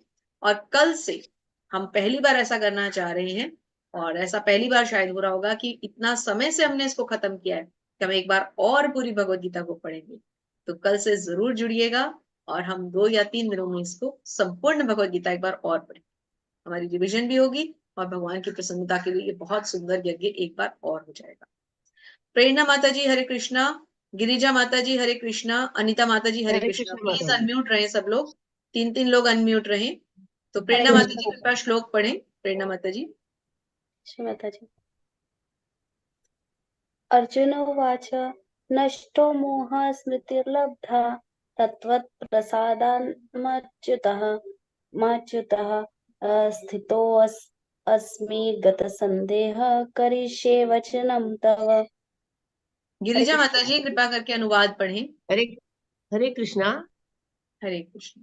अर्जुन ने कहा, हे कृष्ण, हे अर्जुन, अब मेरा मोह दूर हो गया। आपके अनुग्रह से मुझे मेरी स्मरण शक्ति वापस मिल गई। अब मैं संरक्षित तथा दृढ़ हूँ और आपके आदेश अनुसार कर्म करने के लिए उद्यत हूँ। हरे कृष्ण। हरे कृष्ण। तो क्या कहते हैं अर्जुन कि हे कृष्ण, अब मेरा मोह दूर हो गया है, अब मुझे मेरी स्मरण शक्ति वापस मिल गई, मैं अब सब तरह के संशयों से मुक्त हो गया। तो इसको कैसे समझे, प्रभुपाद इसको कैसे समझाते हैं, आगे से थोड़ा सा तात्पर्य लेते हैं हम। हरे कृष्णा। अनिता माता जी ये हरे पैराग्राफ कृष्ण माता पढ़िए, जी। लास्ट वाला जो आपकी स्क्रीन पे है, कृष्ण के आदेशानुसार कर्म करना, इस श्लोक का अंतिम पैराग्राफ, तात्पर्य। हरे कृष्ण माता जी। हरे श्री प्रभुपाद की जय। श्री प्रभुपाद द्वारा तात्पर्य। कृष्ण के आदेश अनुसार कर्म करना कृष्णा भावनामृत है। बद्ध जीव माया द्वारा मोहित होने के कारण यह नहीं जान पाता कि परमेश्वर स्वामी है जो ज्ञानमय है और सर्वसम्पत्तिवान है। वे अपने भक्तों को जो कुछ चाहे दे सकते हैं। वे सबके मित्र हैं और भक्तों पर विशेष कृपालु रहते हैं। वे प्रकृति तथा समस्त जीवों के अधीक्षक हैं। वे अच्छे काल के नियंत्रक हैं और समस्त ऐश्वर्य एवं शक्तियों से पूर्ण हैं। भगवान भक्त को आत्मसमर्पण भी कर सकते हैं। जो उन्हें नहीं जानता वह मोह के वश में है। वह भक्त नहीं बल्कि माया का सेवक बन जाता है। लेकिन अर्जुन भगवान से भगवत गीता सुनकर समस्त मोह से मुक्त हो गया। वह यह समझ गया कि कृष्ण केवल उनके मित्र ही नहीं बल्कि भगवान है, और वह कृष्ण के वास्तव में समझ गया। अतः भगवत गीता का पाठ करने का अर्थ है कृष्ण को वास्तविकता के साथ जानना। जब व्यक्ति को पूर्ण ज्ञान होता है तो स्वभावतः कृष्ण को आत्मसमर्पण करता है। जब अर्जुन समझ गया कि यह तो जनसंख्या की अनावश्यक वृद्धि को कम करने के लिए कृष्ण की योजना थी, तो उसने कृष्ण की इच्छा अनुसार युद्ध करना स्वीकार कर लिया। उसने पुनः भगवान के आदेश अनुसार युद्ध करने के लिए अपना धनुष बाण ग्रहण कर लिया। हरे कृष्ण माता जी। हरे कृष्ण माता जी। देखिए यहाँ पर अर्जुन का सारा मोह दूर हो चुका है और अब अर्जुन ने वापस अपना गांडीव उठा लिया है। इतना सुंदर हमें मिला है पढ़ने के लिए। हमारा बड़ा ही ऊंचा भाग्य है। ये सत्य है कि हमारा भाग्य बहुत ऊंचा है। ओम प्रकाश प्रभु जी, आप पहले आ जाते तो और अधिक पढ़ पाते। चलिए कोई बात नहीं, पढ़िए प्रभु जी। हरे कृष्ण माता जी, दंडवत प्रणाम। हरे कृष्ण। संजय उवाच इत्यहं वासुदेवस्य पार्थस्य च महात्मनः संवादमिमं श्रुतं रोषहर्षणम्। हरे कृष्णा। हरे कृष्ण प्रभु जी। ज्योति माता जी, इसका अनुवाद पढ़िए। संजय ने कहा, इस प्रकार मैंने कृष्ण तथा अर्जुन इन दोनों महापुरुषों की वार्ता सुनी और यह संदेश इतना अद्भुत है कि मेरे शरीर में रोमांच हो रहा है। हरे कृष्ण। हरे कृष्ण। तो ओके, और कौन कौन रीडर्स हैं?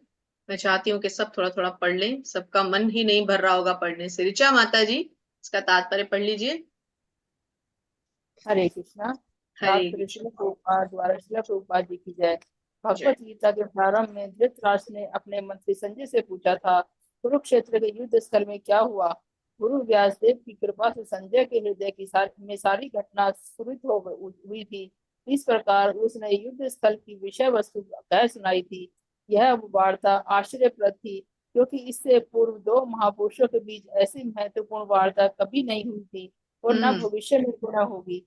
यह वार्ता इसलिए आश्चर्यप्रद थी क्योंकि भगवान भी अपने तथा अपनी शक्तियों के विषय में जीवात्मा अर्जुन से वर्णन कर रहे थे, जो परम भगवत भक्त था। यदि हम कृष्ण को समझने के लिए अर्जुन का अनुसरण करें तो हमारा जीवन को सुखी एवं सफल हो जाए। संजय ने इसका अनुभव किया और जैसे तैसे उसकी समझ में आता गया, उसने यह वार्ता धृतराष्ट्र से कह सुनाई। अब यह निष्कर्ष निकाला कि जहाँ जहाँ कृष्ण तथा अर्जुन है वहीं वहीं विजय होती है। हरे कृष्ण। हरि बोल। जहाँ जहाँ कृष्ण और अर्जुन है वहीं वहीं विजय होती है। हरि हरि बोल। मधु माता जी, 75वां श्लोक पढ़ें। हरे कृष्णा दीदी, हरे दंडवत कृष्ण। प्रणाम। 75 नंबर श्लोक। जी। व्यास प्रसादाच्युतवानेतर द्वयमयं परम योगम योगेश्वरात् कृष्णा साक्षात कथयत स्वयं। हरे अनुवाद। कृष्णा। ओम प्रकाश प्रभु जी, कृपया अनुवाद पढ़ें। अनम्यूट रहे प्रभु जी, म्यूट ना करें। हरे कृष्ण माता जी, दंडवत हरे प्रणाम। कृष्ण। दंडवत प्रणाम प्रभु नाथ जी। की कृपा से मैंने ये परम गुह्य बातें साक्षात योगेश्वर कृष्ण के मुख से अर्जुन के प्रति कही जाती हुई सुनी। हरे कृष्णा। तात्पर्य भी पढ़िए प्रभु जी। तात्पर्य शिवपाद द्वारा शिल प्रभुपाद की जय। व्यास संजय के गुरु थे और संजय स्वीकार करते हैं कि व्यास की कृपा से ही वे भगवान की समझ सके। इसका अर्थ यह हुआ कि गुरु के माध्यम से ही कृष्ण को समझना चाहिए। हरि बोल। प्रत्यक्ष रूप कितनी बड़ी बात आ से गई कि गुरु के माध्यम से हमें भगवान को समझना चाहिए।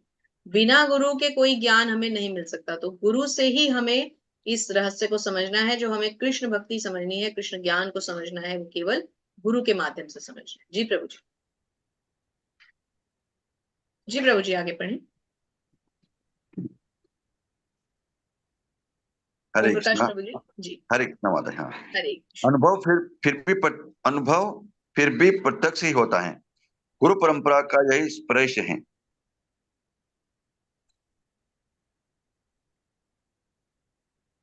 जी पढ़िए प्रभु जी। हाँ जी माता जी। जब गुरु प्रमाणित हो तो भगवत गीता का प्रत्यक्ष श्रवण किया जा सकता है, जैसा अर्जुन ने किया। संसार भर में अनेक योगी हैं, लेकिन श्री कृष्ण योगेश्वर हैं। उन्होंने भगवत गीता में स्पष्ट उपदेश दिया है, मेरी शरण में आओ। जो ऐसा करता है वह सर्वोच्च योगी है। 6ठे अध्याय के अंतिम श्लोक में इसकी पुष्टि हुई है। योगिनाम अपि सर्वेषाम। हरे कृष्ण। हरे कृष्ण। बहुत सुंदर। भगवान क्या कह रहे हैं, देखिए प्रभुपाद ने कितना सुंदर लिखा है कि योगी तो बहुत हैं, लेकिन कृष्ण कौन है, योगेश्वर, अर्थात सबसे बड़े योगी।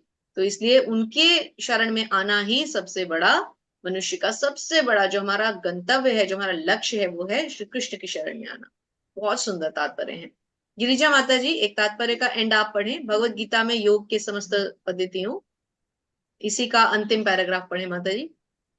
सब मिलकर पूर्णाहुति देंगे ना, तभी तो यज्ञ संपन्न होगा। हरे हरि कृष्णा। बोल। हरे हरे जी कृष्ण। माता।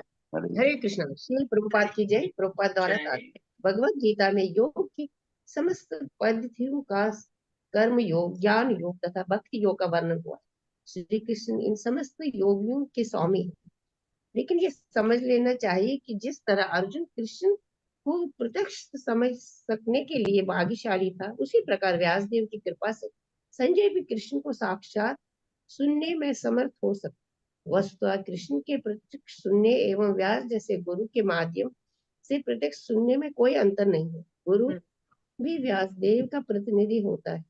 अतएव वैदिक पद्धति के अनुसार अपने गुरु के जन्म दिवस पर शिष्यगण व्यास पूजा नामक उत्सव रचाते हैं।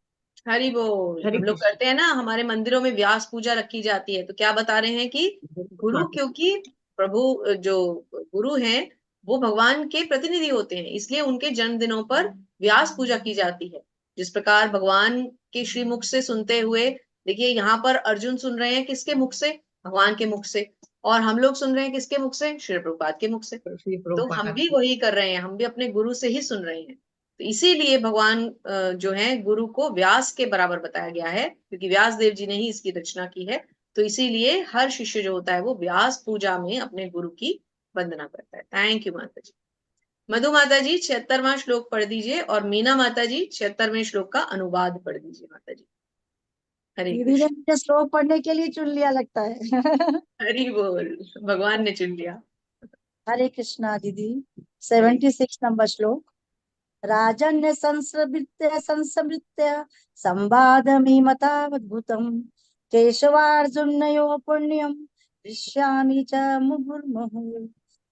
हरे हरे कृष्णा। कृष्ण। हरे कृष्ण।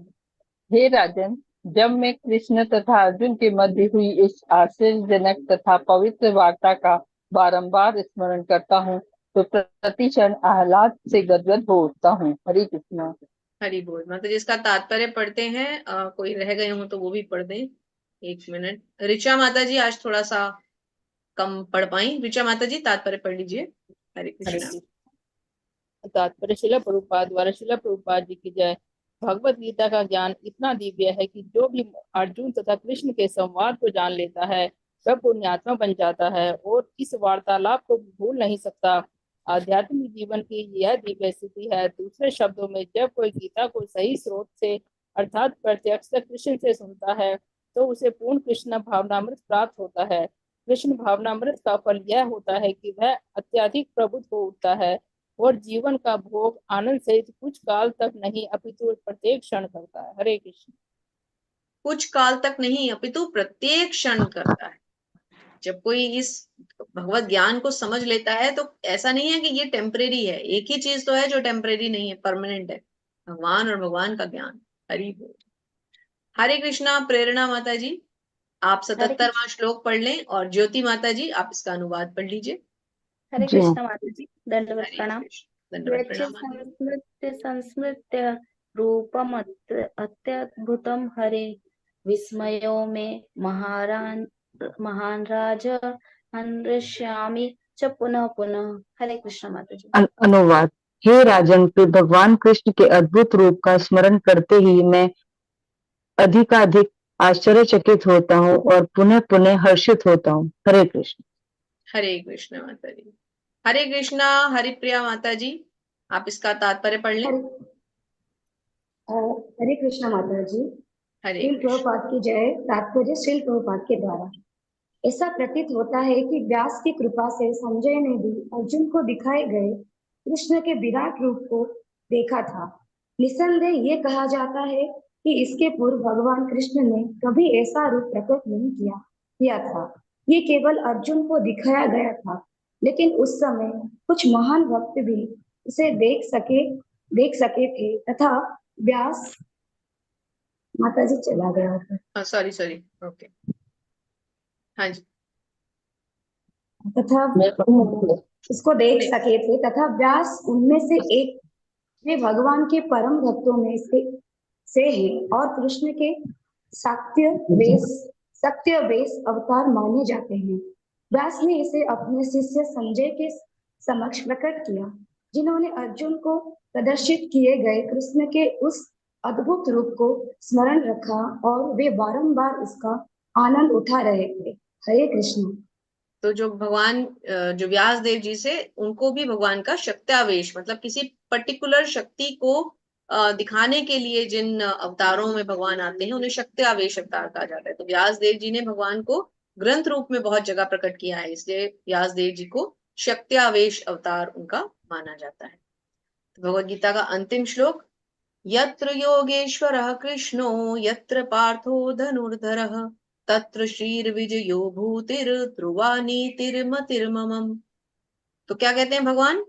यहाँ पर अब संजय कह रहे हैं कि जहां योगेश्वर कृष्ण है और जहां परम धनुर्धर अर्जुन है, वहीं ऐश्वर्य, विजय, अलौकिक शक्ति, नीति है। ये मेरा मत है। तो कहने का अर्थ हुआ, संजय भी यहाँ पर मान गए हैं कि जहां जहां भगवान है, जहां जहां अर्जुन है, वहीं वहीं विजय है। देखिए, अभी तो युद्ध शुरू भी नहीं हुआ और पहले ही जो है सबने हथियार छोड़ दिए हैं। सब मान चुके हैं कि युद्ध का परिणाम तो, ये सबको पता है कि कहाँ होना है। युद्ध का परिणाम तो श्री कृष्ण के ही पक्ष में जाना है। तो इसको हम पढ़ेंगे, तात्पर्य को। ये अंतिम तात्पर्य है श्रीमद् भगवद गीता का, और हम इसको थोड़ा सा शुरू का तो हम शॉर्ट में लेते हैं। तो जैसा कि श्री प्रभुपाद लिखते हैं, श्री प्रभुपाद की जय, कि भगवत गीता का शुभारंभ धृतराष्ट्र की जिज्ञासा से हुआ था। तो सबसे पहले धृतराष्ट्र ने क्या कहा था कि मेरे और पांडु पुत्रों के बीच में क्या चल रहा है। उसकी वहां घृणा दिखाई गई थी, उसकी एक डिजायर दिखाई गई थी अपने पुत्रों के पक्ष में। लेकिन अब जो उसी के सारथी हैं संजय, वही उसको कह रहे हैं कि जहां जहां भगवान है वहां वहां अर्जुन है और वहां वहां श्री विजय है। तो अब धृतराष्ट्र का मनोबल तो टूटना ही है। तो अब हम थोड़ा सा इसके तात्पर्य को पढ़ते हैं। जी, हरिप्रिया माता जी, ये एक पैराग्राफ और पढ़िए। युद्ध तो वास्तव में, श्रील प्रभुपाद की जय। तात्पर्य श्रील प्रभुपाद। युद्ध तो वास्तव में दुर्योधन तथा युधिष्ठिर के बीच था। अर्जुन अपने ज्येष्ठ भ्राता युधिष्ठिर की ओर से लड़ रहे थे। क्योंकि कृष्ण तथा अर्जुन युधिष्ठिर की ओर थे, अतएव युधिष्ठिर की विजय ध्रुव थी। युद्ध को यह निर्णय करना था कि संसार पर शासन कौन करेगा। संजय ने भविष्यवाणी की कि सत्ता युधिष्ठिर के हाथ में चली जाएगी। यहाँ पर इसकी भी भविष्यवाणी हुई है कि इस युद्ध में विजय प्राप्त करने के बाद युधिष्ठिर उत्तरोत्तर समृद्धि लाभ करेंगे, क्योंकि वे न केवल पुण्यात्मा तथा पवित्रात्मा थे, अपितु वे कठोर नीतिवादी थे। उन्होंने जीवन भर कभी असत्य भाषण नहीं किया था। ऐसे अनेक। थैंक यू माता जी। तो यहाँ पर युद्ध का जो परिणाम है वो पहले ही निकल चुका है, सब मान चुके हैं इस परिणाम को, है ना। तो श्री प्रभुपाद क्या समझा रहे हैं कि यह नीति विषय का आदेश 9वें अध्याय में भी 24वें श्लोक में दिया गया है। मन मनाभद मद भक्त, जो अभी हमने पढ़ा 18.65 में भी, कि मनुष्य को कृष्ण का भक्त बनना चाहिए। सभी धर्मों का सार क्या है? भगवान श्री कृष्ण की शरणागति। सर्व धर्म परित्यज्य मामेकम शरणम व्रज, मैं तुम्हें सभी पापों से मुक्त कर दूंगा, डरो मत, मेरी शरण में आओ। तो भगवत गीता का आदेश धर्म और नीति की परम विधि है। अन्य सारी विधियां भले ही शुद्ध करने वाली हों, लेकिन इस विधि तक ले जाने वाली ही होती हैं। लेकिन गीता का अंतिम आदेश समस्त नीतियों और धर्मों का सार वचन है। क्या वचन है वो? कि भगवान कृष्ण की शरण को अपना लिया जाए। उनकी शरण अपनाने से ही हमारा उद्धार हो सकता है। हरे कृष्णा। प्रेरणा माता जी, भगवत गीता से हमें समझ सकते हैं, पढ़िए। हरे कृष्ण माता जी। हरे कृष्ण। आपकी स्क्रीन पे है, स्क्रीन से पढ़ दीजिए। जी माता जी। भगवत गीता से हम यह समझ सकते हैं कि ज्ञान तथा ध्यान द्वारा अपनी अनुभूति एक विधि है, लेकिन कृष्ण की शरणागति सर्वोच्च सिद्धि है। यह भगवत गीता के उपदेशों का सार है। वर्णाश्रम धर्म के अनुसार अनुष्ठानों यानी कर्म कांड का मार्ग ज्ञान तथा गुह्य मार्ग हो सकता है, लेकिन धर्म के अनुष्ठान के गुह्य होने पर भी ध्यान तथा ज्ञान गुह्यतर है तथा पूर्ण कृष्ण भावना अभावित होकर भक्ति में कृष्ण की शरणागति गुह्यतम उपदेश है। यही 18वें अध्याय का सार है। हरे 18वें कृष्ण। अध्याय का सार है। ठीक, क्या सार है 18वें अध्याय का? कि भगवान को पूर्णतया हमें शरणागत होना है, यही 18वें अध्याय का सार है। हरे कृष्णा। ओम प्रकाश प्रभु जी, ये पैराग्राफ यहाँ से पढ़ दीजिए। भगवत गीता की अन्य विशेषता यह है कि भगवत जी गीता का माता जी। सार बताया जा रहा है, इसलिए हम इस पूरे तात्पर्य को ही पढ़ रहे हैं। जी जी प्रभु माता जी। जी, माता हरे कृष्णा। श्री प्रभुपाद की जय। तात्पर्य श्री प्रभुपाद द्वारा भगवत गीता की अन्य विशेषता यह है कि वास्तविक सत्य भगवान श्री कृष्ण है। परम सत्य की अनुभूति 3 रूपों से में होती है, निर्गुण ब्रह्म, अंतर्यामी परमात्मा तथा भगवान श्री कृष्ण। परम सत्य के पूर्ण ज्ञान का अर्थ है श्री कृष्ण का पूर्ण ज्ञान। यदि कोई श्री कृष्ण को जान लेता है तो ज्ञान के सारे विभाग इसी ज्ञान के अंश हैं। कृष्ण दिव्य हैं क्योंकि वे अपनी नित्य अंतरंगा शक्ति में स्थित रहते हैं। जीव उनकी शक्ति से प्रकट हैं और 2 श्रेणी के होते हैं, नित्यबद्ध तथा नित्य मुक्त। ऐसे जीवों की संख्या असंख्य है और वे सब श्री कृष्ण के मूल अंश माने जाते हैं। भौतिक शक्ति 24 प्रकार से प्रकट होती हैं। षष्ठी शाश्वत काल द्वारा प्रभावित हैं और बहिरंगा शक्ति द्वारा इसका सर्जन तथा संहार होता है। यह दृश्य जगत पुनः पुनः प्रकट तथा अप्रकट होता रहता है। आगे हरे पढ़ो माता जी। कृष्ण। थैंक यू प्रभु जी। तो क्या हरे समझे हम यहाँ पर? हरे कृष्ण। कि 2 प्रकार के जीव होते हैं, नित्य बद्ध और नित्य मुक्त। तो नित्य बद्ध कौन हुए? जो बद्ध रहते हैं, जो कि जन्म मृत्यु के चक्र में फंसे रहते हैं। और नित्य मुक्त कौन हुए? जैसे कि शुद्ध भक्त, जैसे कि श्री प्रभुपाद, जो कि इस भव बंधन को पार कर लेते हैं। हरे कृष्णा। सुधीर प्रभु जी, ये एक पैराग्राफ आप ले लीजिए। भगवत गीता में 5 प्रमुख विषयों की व्याख्या की गई है। हरे एक कृष्ण। मिनट माता जी निकाल लो। हाँ, आवाज आ रही है ना? जी जी, अंतिम से ऊपर वाला। जी समझ गया। शील प्रभुपाद जी की जय हो। तात्पर्य शील प्रभुपाद जी के द्वारा भगवत गीता में 5 प्रमुख विषयों की व्याख्या की गई है। नंबर 1 श्री भगवान, भौतिक प्रकृति, जीव, शाश्वत काल तथा सभी प्रकार के कर्म। सब कुछ भगवान श्री कृष्ण पर आश्रित है। परम सत्य की सभी धारणाएं जैसे निराकार ब्रह्म, अंतर्यामी परमात्मा तथा अन्य दिव्य अनुभूतियां श्री भगवान के ज्ञान की कोटि में सन्निहित है। यद्यपि ऊपर से श्री भगवान, जीव, प्रकृति तथा काल भिन्न भिन्न प्रतीत होते हैं, लेकिन ब्रह्म से भी कुछ भी भिन्न नहीं है। लेकिन ब्रह्म सदैव समस्त वस्तुओं से भिन्न है। भगवान श्री कृष्ण का दर्शन है अचिंत्य भेदा भेद। यह दर्शन पद्धति परम सत्य के पूर्ण ज्ञान से युक्त है। हरे कृष्ण। थैंक यू प्रभु जी। तो 5 मुख्य विषय जो भगवत गीता में लिए गए हैं, ये 5 मुख्य कौन से विषय हैं? भगवान, भौतिक प्रकृति, जीव, शाश्वत काल और कर्म। ये 5 विषय भगवत गीता के मेन विषय हैं। फिर से रिपीट करते हैं। पहला विषय भगवान, दूसरा विषय प्रकृति, तीसरा विषय जीव, चौथा विषय काल और 5वां विषय कर्म। तो भगवान, प्रकृति, जीव, काल और कर्म, ये हैं भगवत गीता के 5 विषय। तो 18वें अध्याय के अंतिम तात्पर्य में आपको ये लास्ट की कुछ लाइंस में बहुत इंपॉर्टेंट है, पूरा बताया गया है कि भगवत गीता में मुख्य 5 कौन से विषय लिए गए हैं। फिर दोबारा रिपीट किया गया है कि परम सत्य की 3 अनुभूतियां। कौन सी 3 अनुभूतियां होती हैं? ब्रह्म, परमात्मा और स्वयं भगवान। तो ये चीजें भगवान ने फिर से यहाँ पर हमें प्रभुपाद ने रिपीट करके दी। प्रेरणा माता जी, अंतिम पैराग्राफ के 2-3 लाइंस लेते हैं शुरू की। पढ़िए माता जी। हरे कृष्ण माता जी। 1-2 लाइंस पढ़ के रुकिएगा माता जी, थोड़ा एक्सप्लेन करेंगे साथ साथ। और गिरिजा माता जी भी एक बार लेंगी। और जी माता जी, यहाँ से ना ये जीव अपने जीव अपने, हाँ जी हाँ जी तात्पर्य श्रील प्रभुपाद जी द्वारा, श्रील प्रभुपाद जी की जय। जीव अपने मूल रूप में शुद्ध आत्मा है। वह परमात्मा का एक परमाणु मात्र है। इस प्रकार भगवान कृष्ण की उपमा सूर्य से दी जा सकती है और जीवों की सूर्य प्रकाश से। चूंकि सारे जीव कृष्ण की तटस्थता शक्ति हैं, अतएव उनका संसर्ग भौतिक शक्ति अपरा या आध्यात्मिक शक्ति यानी परा से होता है। थैंक यू माता। दूसरा, तो हरे जीव क्या कृष्ण है? जीव अपने मूल रूप में शुद्ध है। जीव कभी भी अशुद्ध नहीं होता, क्योंकि वो आध्यात्मिक है, भगवान का अंश है, तो वो शुद्ध है। और भगवान कृष्ण की उपमा किससे दी गई है? सूर्य से। क्यों? क्योंकि जीवों और सूर्य के प्रकाश से। क्यों? क्योंकि सारे जीव श्री कृष्ण की तटस्था शक्ति से ही तो आते हैं। भगवान की शक्ति ना काम करे तो जीव आ ही नहीं सकता इस भौतिक संसार में। तो इसलिए भगवान की तुलना सूर्य के साथ की जाती है। हालांकि सूर्य तो भगवान के एक नेत्र हैं, लेकिन हम इसको समझने के लिए सूर्य के प्रकाश के एग्जाम्पल से हम समझ सकते हैं कि सूर्य का प्रकाश हर जगह है, सर्वत्र है।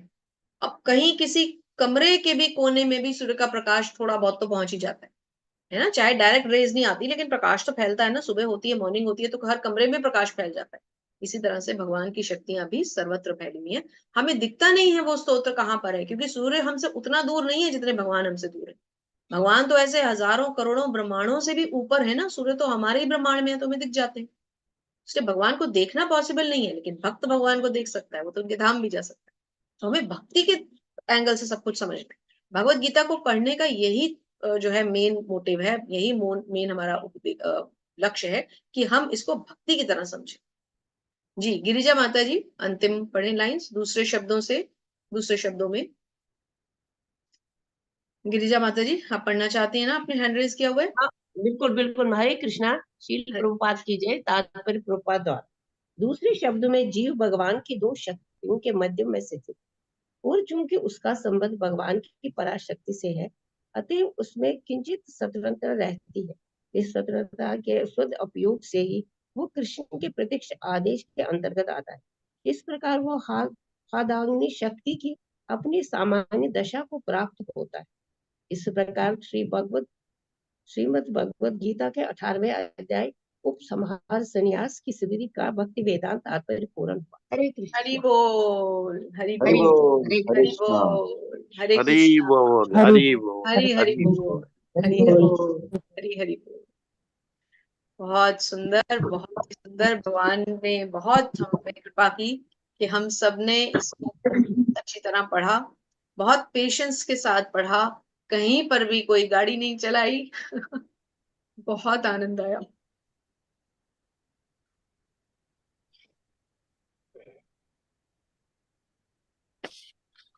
हरे कृष्णा माता जी, आप हरे सबके कृष्णा। साथ पढ़ के मुझे बहुत आनंद आया, मुझे बहुत लाभ हुआ। माता जी, इतना सुंदर संग देने के लिए बहुत बहुत धन्यवाद। माता जी, भगवान माता से जी आपको प्रार्थना धन्यवाद होगी है कुछ ज्यादा। आप इसी तरह हम लोगों को लाभान्वित करते रहे, है ना। हम आपकी वाणी सुनते रहे। हरे कृष्ण। हरे कृष्ण प्रभु ji, thank you so much प्रभु ji, thank you so much. और माता जी कितनी बार रिकैप भी करवाते हैं, उससे थोड़ा सा हम तो अपनी तरफ से कोशिश करते हैं कुछ समझे। कितनी बार पूरा फर्स्ट अध्याय से माता जी पूरा ही बार बार आज पूरा हमने एक श्लोक से ही 18वां दोबारा रिपीट किया माता जी। बहुत सुंदर। आप सबके संग के कारण ये भगवत गीता बहुत सुंदर ढंग से संपूर्ण हुई। इस बार हर बार ही बहुत आनंद आता है, और इस बार तो विशेष आनंद आया। All glories to Srila Prabhupada. और भगवान की कृपा रही तो हम अगले 3 दिनों में इसको पूरी तरह से एक बार और पढ़ेंगे, श्लोकों के साथ, अनुवादों के साथ, जहां तक हो सकेगा इसको संपूर्ण करेंगे। अगर कहीं कुछ मिस हो जाता है, कुछ नहीं भी कर पाते, तो भी कोई बात नहीं, प्रयास जरूर करेंगे। तो अटेंडेंस लिंक मैंने डाल दिया है, आप सब अपनी अपनी अटेंडेंस भर लें। और तब तक हम कल की चर्चा भी करते हैं। कल और परसों में हमारी कोशिश ये रहेगी कि हम सब मिलकर श्लोक, अनुवाद, तात्पर्य नहीं इस बार ज्यादा ले पाएंगे, क्योंकि फिर इतना समय नहीं बन पाएगा। लेकिन कम से कम श्लोक पूरे पढ़ें। भगवत गीता के श्लोक पढ़ने अपने आप में बहुत उच्च रहते हैं। तो हम 2 या 3 रीडर्स ऐसे हो जाएंगे जो श्लोक पढ़ते जाएं और स्पीड से पढ़ेंगे। और 2 या 3 रीडर्स या जो भी और पढ़ना चाहें, सभी पढ़ सकते हैं, वो थोड़ा अनुवादों को लें। तो हमारा टारगेट ये रहना चाहिए कि एक दिन में, क्योंकि हमें 700 श्लोक 3 दिन में पूरे करने हैं, और कोशिश ये करेंगे कि हम कम से कम 200-250 श्लोक कल कंप्लीट करें, और अनुवादों के साथ। और जिसको उसमें कहीं कोई डिफिकल्टी रह जाती है तो तीसरे दिन पे हम उसको ले भी सके। तो तीसरे दिन का सत्र हमारा छोटा रहेगा श्लोकों के हिसाब से। तो कल कम से कम 250-300 तक भी कोशिश कर सकते हैं श्लोक पढ़ें, फिर परसों करें। तो फ्राइडे को हम एक छोटे सत्र में बचे हुए श्लोक और डिफिकल्टीज अगर किसी की, तो ऐसा लेकर के हम चलेंगे। तो आप सब हरी बोल, हरी बोल, हरी। माता जी बहुत बहुत धन्यवाद, माता जी बहुत अच्छा समझाया आपने, थैंक यू माता जी। हरि बोल, हरि बोल। तो पहले एक बार YouTube से सेशन को ऑफ करते हैं। वांछा कल्पितरुभ्यश्च कृपा सिन्धुभ्य एव च पतितानां पावनेभ्यो वैष्णवेभ्यो नमो नमः। अनंत कोटि वैष्णव वृंद की जय। जय हो, श्रील प्रभुपाद महाराज की जय जय। हो, आप सभी सुंदर भक्तों की जय। श्री राधा गोविंद